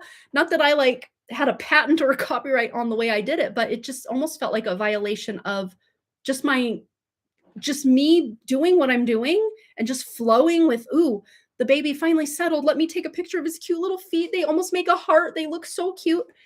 And then for this other person to come in, and they probably had to purposely pose a baby to get like the heart-shaped looking feet that just happened naturally as a result of me just showing up and being ready to express and capture this beautiful new family loving their baby, whatever the case may be. This is just an example, but there was one specific photographer that took like every session I had. If it was a wedding or a family session or a baby session, she would do it the exact same way I did, almost down to the exact pose. Of course, different people, but like, you know, try to do the exact colors of backdrop. And or if I was at this very specific place, because I was doing this up in my hometown, she'd go to, because, you know, small town, you know where this photo was taken, go to the exact same place and try to recreate the photo exactly. I mean, to take the poses and try to recreate those is one thing, but to do the same pose in the same location, in the same, shooting from the same angle, like down on my stomach shooting up, or down, you know, shooting down from above, like I was very much I'm shooting from the weeds to get this really cool bokeh effect with my photography. Or she would try to recreate it almost like she was trying to copy paste what I did. And it was really nerve-wracking, to where I just had to unfollow her and just forget what she was doing, even though it was a copy of the past of what I was doing. But most of the other people were doing their own thing, which was nice. But because I wasn't out here trying to, like, I'd go on Pinterest and get inspiration for, like, especially like senior sessions. It's like you're a single person posing. Like, how many different poses can you do? Like, and usually I'd have all these pose ideas in my mind, but then I'd get there to the session location and meet my client, and I'd just throw all that out the window because I just let my intuition take over. Because maybe the lighting is hitting a way that I didn't anticipate in my plan, that I just have to capture this like side profile of this girl with the sunset behind her or something. Like, you just don't know until you're in the moment, and your intuition's just really guiding you with something like that. At least that's how it would kind of play out for me. But I do have another photographer friend that's not this copycat girl. That's another friend that she will panic if she doesn't have, like, she would even print out like her, like, I don't know, Pinterest board or like kind of pose ideas. And she would kind of go down the list, like, I want to get this pose, and then she'd kind of almost like mark them off. And there's nothing wrong with that. That's just like, I'd kind of go into the session like, yeah, I need my cheat sheet, so to speak, but I would almost always just leave it in the car or just forget about it completely, because like, I'm already like idea overload. The second I pull up and I see how the lighting is hitting things, I'm like already like boom, boom, boom. I want to do this. I want to do that. I want to do this. And Pinterest couldn't even touch what I actually had to work with. And it was actually better me just going my way, doing it my way, than trying to copy anything. Or if there was a very specific, especially with couples, there was this really fun pose where I think the man had she was in front of him, he was behind her. He put his hand on over her shoulder, and she put her other hand up this way, and then her other hand was down here. Like I did that a few different times because I just thought it was a cool pose, but I didn't just take it just front on like that. Like, I kind of went from an angle. You know, maybe for one couple, I did that pose and they had like the river and some mountains behind them. And then for another couple, we were like an urban kind of downtown location with like food vendors and stuff in the background. Like, I just want to mix it up. I didn't want to offer my clients the exact same carbon copy, cut and paste that I did last week on this other engagement session or what have you. But like, yeah, that's why people don't have any longevity, because when their ideas run out or they're no longer trendy or they're stale, they can either jump to the next kind of trends or what have you, or they just run out of steam because they don't have their own spirit kind of driving that forward. And for me, it wasn't that my spirit ran out of any kind of ideas or whatever. Just overnight, someone pulled the plug on my photography business. Like, the calls just stopped coming. And it was right after I had this viral moment on Facebook. I think I've showed you guys before. Let me just see if I can find it. Facebook. I don't have Facebook app because I want to stop going there. Oh my gosh. That's the first thing I see. This one number, it says 9 at the top. What the heck? I mean, I've heard of that, but that's just a funny way to be greeted on Facebook. Let me find the Done Creative. No. Done Photography and Design was my, I'm like, the Done Creative. Done Photography plus Design. That's it right there. Okay, so I'm gonna go there. Slowly but surely. I don't want to review my own page. That's weird. Okay. It wasn't too far back. Come on. Come on. Couldn't be too far back. Okay. We're back in 2015. That's when it was. Okay, let's keep going. Oh, the Glacier National Park wedding. That was probably my favorite shoot ever. It was breathtakingly beautiful. Loved every second of that wedding. And I grew up with these people, so I knew them. So that made it even more fun. But it's funny because she used to work for my local dentist's office. And the dentist saw these pictures and then wanted me to do their like dental pictures for the employees. And I'm like, I will do them, but I can promise you they're not going to look like this, because this is next level Glacier National Park. Unless you want to drive up there and we, temper your expectations. If we're literally shooting these in your office along this wooden wall, they're not going to look like that. But anyway, oh, there's Jessa's family. Come on, we're almost there. Oh, it just jumped all the way to the beginning. Come on, you're kidding me. I guess my photography did go on for a tiny amount after this, but this wedding was booked before I had this, I think it was. No, maybe it wasn't. Maybe, well, she was basically, I did an engagement for her. I did a wedding for her. I did her firstborn child's newborns. And then before her second was born, and I think we did like a 3-month session with them too. But before her second one was born, she moved back up to my hometown. And yeah. No, she did, but yeah, she did book her wedding before my viral moment, or right around. I'm getting there, you guys, I swear. I'll show you the viral photo that I had. Oh my gosh, it was so far back. 2014. I'm scrolling back. Oh, there's Boston when I was doing my little "It's a Boy, Son of a Dun" #1 and #2. That's the little photo shoot I did for my gender reveal for Wrigley. Let's see. Okay, here we are. Found it. I found it. Okay, so there were a couple pictures, but the one I'm thinking of is this right here. Last time I looked at the metrics for how much, that's my one viral moment in the sun. It had over 2.4 million views last I checked, but 17,000 likes, 2,000 comments, and 4,000 shares.